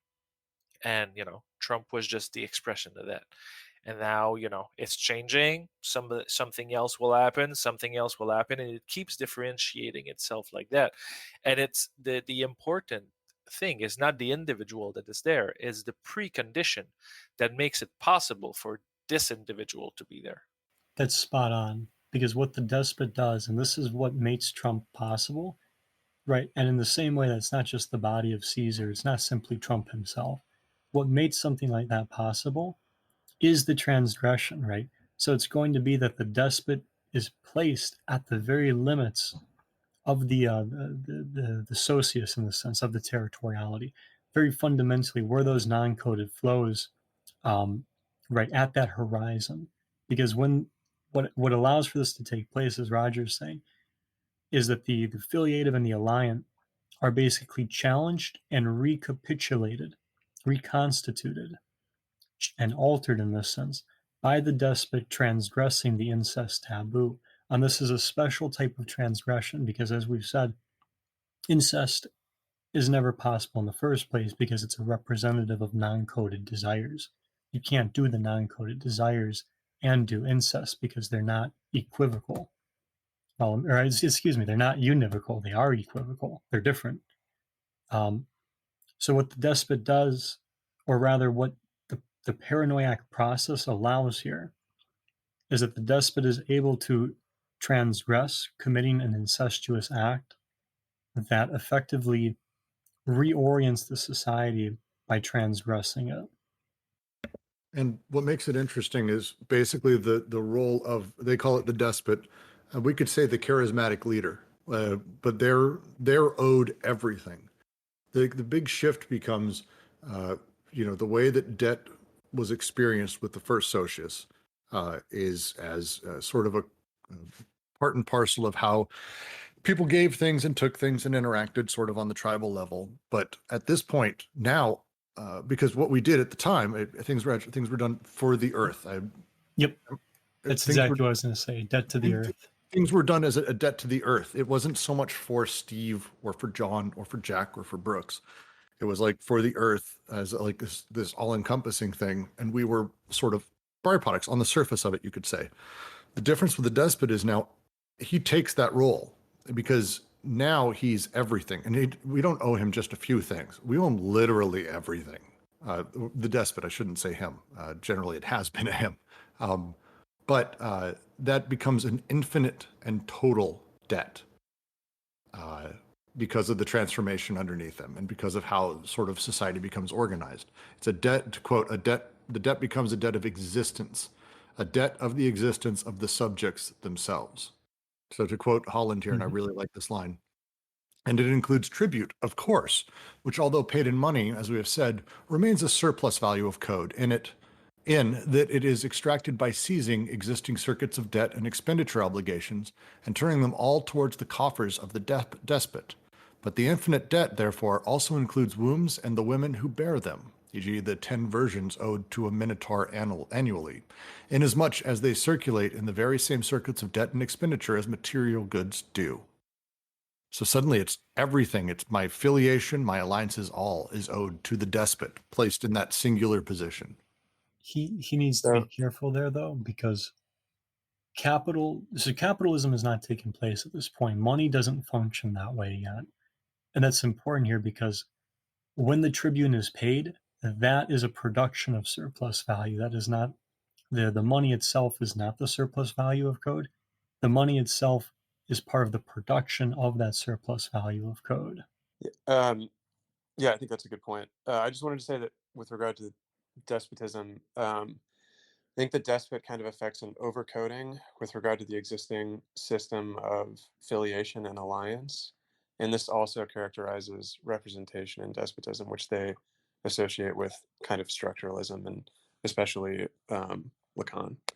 Yeah, I can't speak to the last part, but that's absolutely correct. What the despot socius takes over, right, through the establishment of the state in that, is going to be the process of overcoding, right? So this does not eradicate what happens in the primitive society. This does not eradicate the collective memory. This deterritorializes and reterritorializes it. Well, I shouldn't even say de and re. I should say this overcodes and perhaps even over territorializes in the sense of literally laying over those blocks of code and memory and territory, right? There's an imbrication process that through things like the writing process, through Tribune, right? Everything is sort of like, I think they even compare with the Brits and building a wall. If there was something there present in the sense of the earth, right, as a foreground, this is a process of building on top of that, but not to negate it, very importantly, not to negate it or to eradicate it. The despotic, and this is very much important for understanding even something like Trump, or in general what's going on in the world right now, the despotic serves to make that transgression against the primitive order in that sense. So it affirms it, but also provides something of an alternative to it. In fact, creates the alternative to it on top of that. Yes. Well, and the other part of this that becomes very interesting is how the death drive also sort of becomes a thing, the threat of death, how death is visited upon people, because the despot also, by nature, because the despot is apparently infallible, knows all, wants all, blah, blah, blah. They come from a naturally hyper-paranoiac place. So anything that is not what the despot wants is simply betrayal. That's it.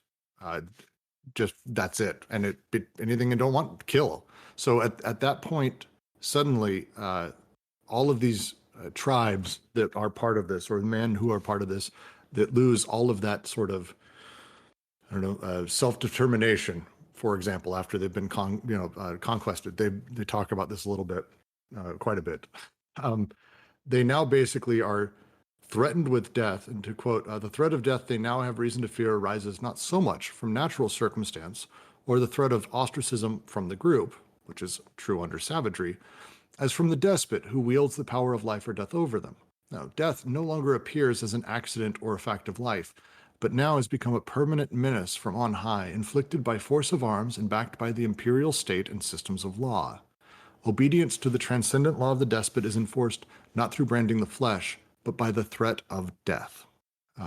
This changes the sort of, let's say, motivation or way things are recorded significantly. To quote from page 213, there occurs a detachment and elevation of the death instinct, which ceases to be coded in the interplay of savage actions and reactions in order to become the somber agent of overcoding, the detached object that hovers over each subject. This is why they call it the system of terror, I believe. Ooh.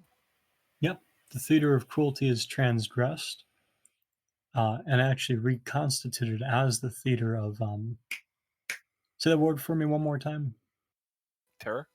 Terror, thank you. Yeah, I enjoy a good terror. To that, though, I want to point out one thing. With these societies, right, the despot has a relation with what they're going to call perverts. So in the primitive society, the hunter, what they call like the bush primitive, I think is what the term they use, they have, right, this prohibition where they can't eat the kill, they have to take it back and promulgate the debt. In doing so, there are village perverts. There are people who can work on this form of codification and this territoriality, right? This is, again, part of the alliance in that sense, or at least it has a very direct connection with it. In the same way, when we get into the despotic, the despot has his I think they use the word bureaucratic perverts, but or even court perverts, however you like.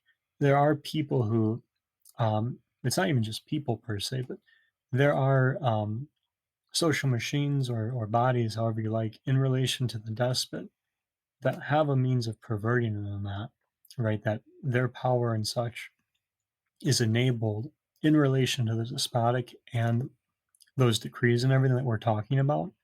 But they also have the means to kind of rework it in a sense, or to kind of change it which is why there's a kind of perverse element to it.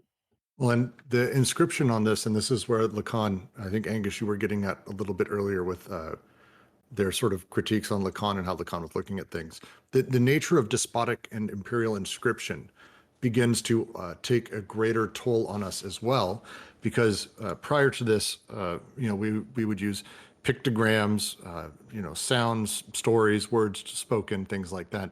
We didn't really have to spend our time in a place of interpretation.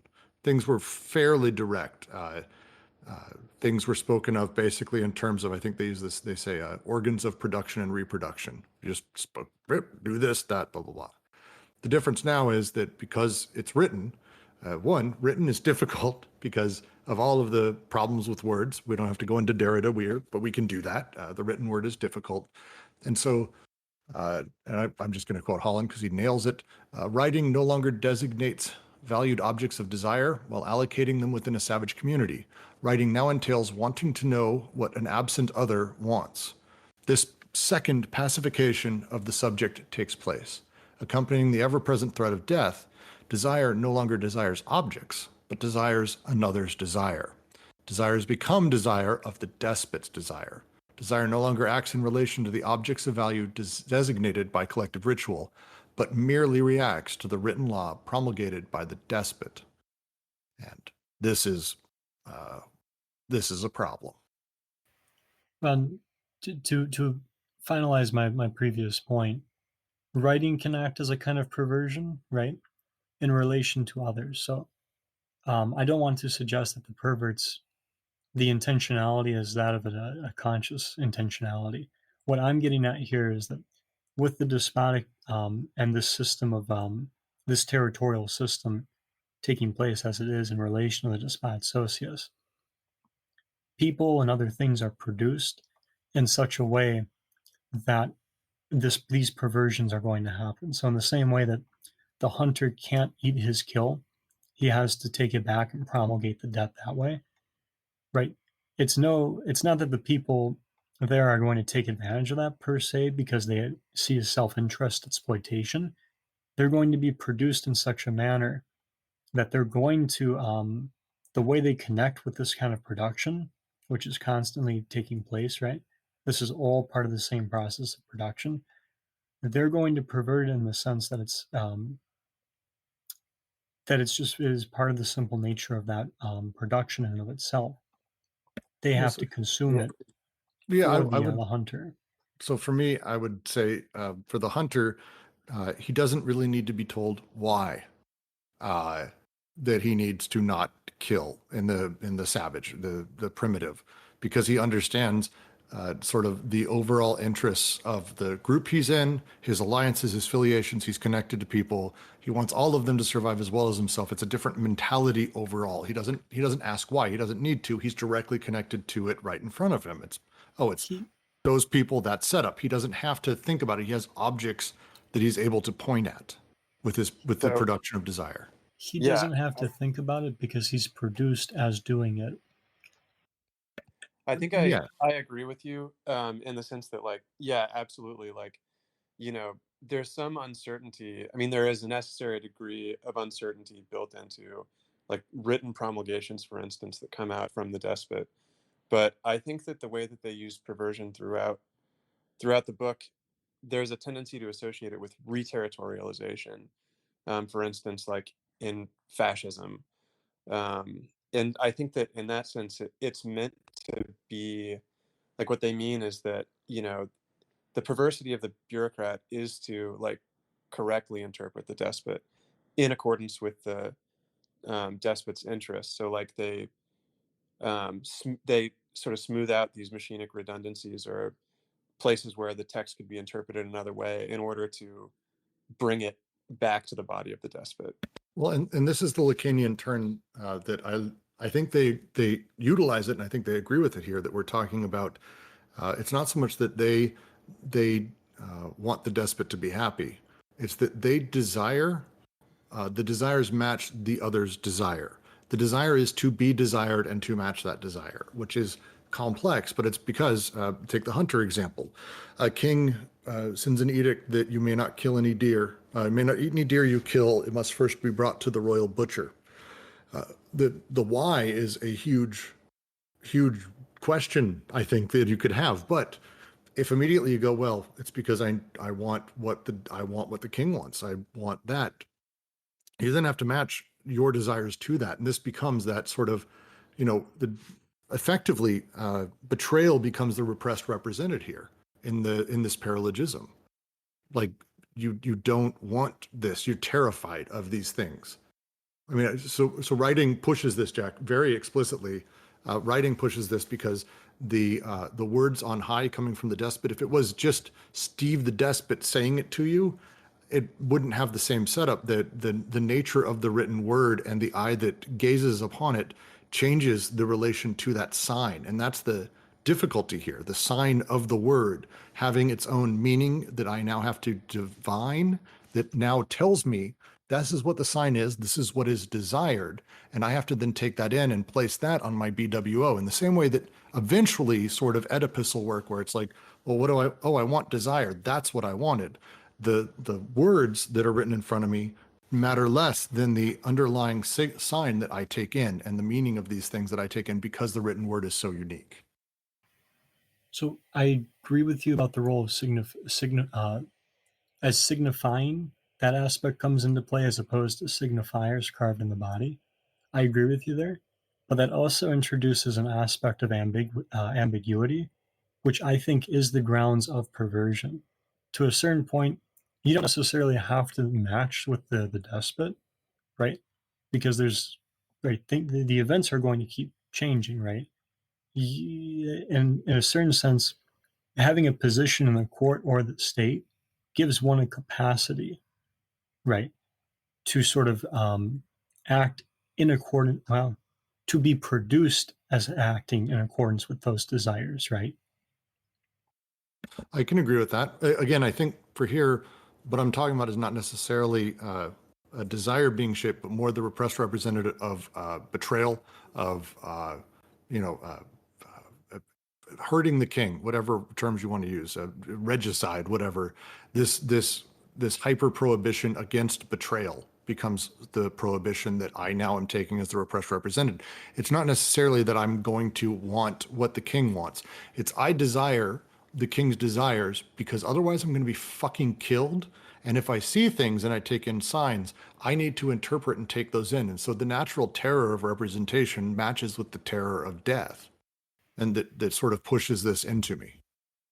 Yes, but it's a terror of life and death, right? It's a terror that functions to keep the desire connecting and everything, right? To promulgate. And like you're saying too, it's also a terror that works in relation to the death instinct, right? That makes it, if I remember correctly, latent in these productions. Yes. Well, and again, this is where the imperial writing, because the words themselves are effectively subordinate to the absent voice of the despot, which is really what we're talking about here. We're talking about the voice of the despot and whoever's in that role. We're talking about what Caesar's saying or the role of Caesar. The sort of nature of the text then is subservient to that, but still something I have to understand. So the way, how to put it, the reality of the objects around me naturally then becomes subservient to the text and the voice that is trying to talk beyond them. Yes, but that voice acting to expand on that, right? That excuse me, that voice as the socius more effectively, right? Because what writing allows is the decontextualization of that voice, right? And to actually allow it for recontextualization. So again, something like an edict, right? With this aspect of signifying, there is a perversion not only of the of something like the material, right, of the utterance itself, but there's also a perversion in the sense of how it can be taken, right? And that perversion can be any words from the despot at this point are going to be castration. Period. That's what they're going to be turned into. Anything he says. To quote page 214, the complex relationship of designation, elaborated in the system of primitive connotation with its interplay of voice, graphism, and eye, here disappears in the new relationship. How could such designation subsist when the sign has ceased to be a position of desire in order to become this imperial sign, a universal castration that welds desire to law? Mhm. Yeah, and the law is embodied within the body of the despot also. Correct. You know, when you come down to Foucault's notion of biopower, I think we can make a link here. When he talks about the sovereign power, it's, you know, the sovereign power, or the sovereign as power of life and death over the population. But it's basically the right to take a life or to let live. So he becomes the site of organization of life and desire. And you know, when we further go into modernity, it switches, you know, to make live and to let die. So there's those reconfiguration of, you know, the administration of life and administration of desire that switches in those stages of society. I say stages, but not in a linear way, but in these forms of organization. But I will say, I also, Jack, your point about desire itself being essentially ambivalent to this is not wrong. I don't disagree with that, and there is perversions that come from that. But I think at this point we're talking about effectively, for me, anti-production being what is done by the socialist at large, the despot, by placing desire and demanding and having these written demands and having the setup, creates extensive anti-production that effectively is blocking everything. And death essentially becomes the permanent threat. Desire is completely broken from any attachment to life or positive, productive sort of creation, and becomes purely reactive to basically what Lacan would say is the other's desire of another's desire. And I'm linking this to Foucault again because, you know, this anti-production is the basic of discipline. You know, it disciplines you into wanting and doing certain things because of this terror, of this fear of death, of being, you know, killed by the sovereign. So there's a switch. You know, when you were linked to the collective body into a form of communion, now it's through fear. Yeah, I can definitely agree with that. But my point is to say too, though, that we don't want to make the mistake of like, it's not like the living in the sense is negated, or like the terror takes. It's not like it stops production, right? It's very much a feature of production in the same way cruelty is, right? Cruelty functions to force desire into production. Yeah. In the same way, I think terror, I mean, it's not the same thing, but it's still a process. It's still affecting the process of production. All right. With that,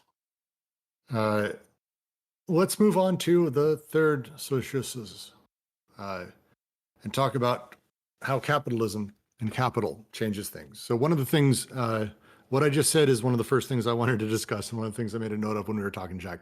The third socius is not capitalism. Mercantilism of any sort and capitalism and having markets has been around for a long time. Capital, in the way it is utilized and the way it's handled, is a different beast. And that is actually more accurate to say that is the socius. Is that fair, Jack? Roger? Yeah, I would definitely agree with you there, because we see capital and money functioning in the despotic, right? But it doesn't have this process of like quanta and everything, right? For the despotic, money functions, right, basically as a tribune that's going to circulate back to the despot. So money doesn't really have that kind of like commodification or anything. It's just it's basically a circular flow back to the despotic. Whereas capital in the third socius is going to take the place of the despot, and a lot is going to change. So let's talk about how those changes start. The first, I think, is the system of inscription for capital, which is what we would call money, effectively, and how it operates. Anyone want to jump in? No, Paul, we spent the first hour like talking over each other, trying to figure out how to even discuss this goddamn chapter. So here's a question I'll put to everyone. Do we want to break now? Which I think is fine. We've been going for 2 hours. And we'll save capitalist representation. We'll do this. We can do that next week, actually, and make it a larger thing with capitalist representation followed by positive task of schizoanalysis. I think those two things, flow together pretty nicely and would be a way to end this. Does anyone disagree with that? Oh, I agree, and I think we should think of what we said today, and have a little introduction by summarizing what we've said, and it's going to be really easy to go in. Yeah. I said a bunch of dumb shit up front. I'm glad Luke corrected me on some things, but god damn it. And I think Roger just volunteered to do the introduction. Thanks, buddy. Oh my god. No, but that's the thing, when you're saying, "Oh, I'm saying a bunch of dumb shit." There's no objective reality. Oh, there That's we the go. thing. That's the thing. But that's interesting because, it's about perspective. When we get into an ontology like Deleuze and Guattari, it shifts our perspective. I've been in this longer, but I learn a lot from you guys because I see the processes in which you're in, and I'm like, "Oh wow, okay, they get it." And I see how you're changing doing this, and it's really interesting because there's a whole, when we talk about deterritorialization, reterritorialization, uh, that's how the book acts on people. And there's no dumb stuff. It's approximation, and that's how you learn. You learn by confronting reality, like testing stuff, finding affordances. So I might feel like that, but I think that this is how progress is being made. It's like learning the guitar. You're gonna buzz the string, you're gonna do the wrong chords, you're gonna miss a time, but it's through this that you actually shift from like being a beginner to a more expert or advanced player. So that's the same thing with Deleuze and Guattari. So and it offers you like a different view of society and yourself as well. I'll let that end it. That was solid. Thank you, Roger. Made me feel a little better about myself too. All right. So with that, let's do this next week. Next Monday, same time, same place. We'll see what we can. We'll burn through this, and maybe make asses of ourselves in the meantime. But thank you guys very much for joining. As always, please check us out on Twitter, DGQC, Patreon, DGQC, a bunch of other shit. Just get out there and say hi in the chats. We rearrange stuff. Really would love some more interaction. So just jump around, have some fun in there. And with that, I'm going to go ahead and say we're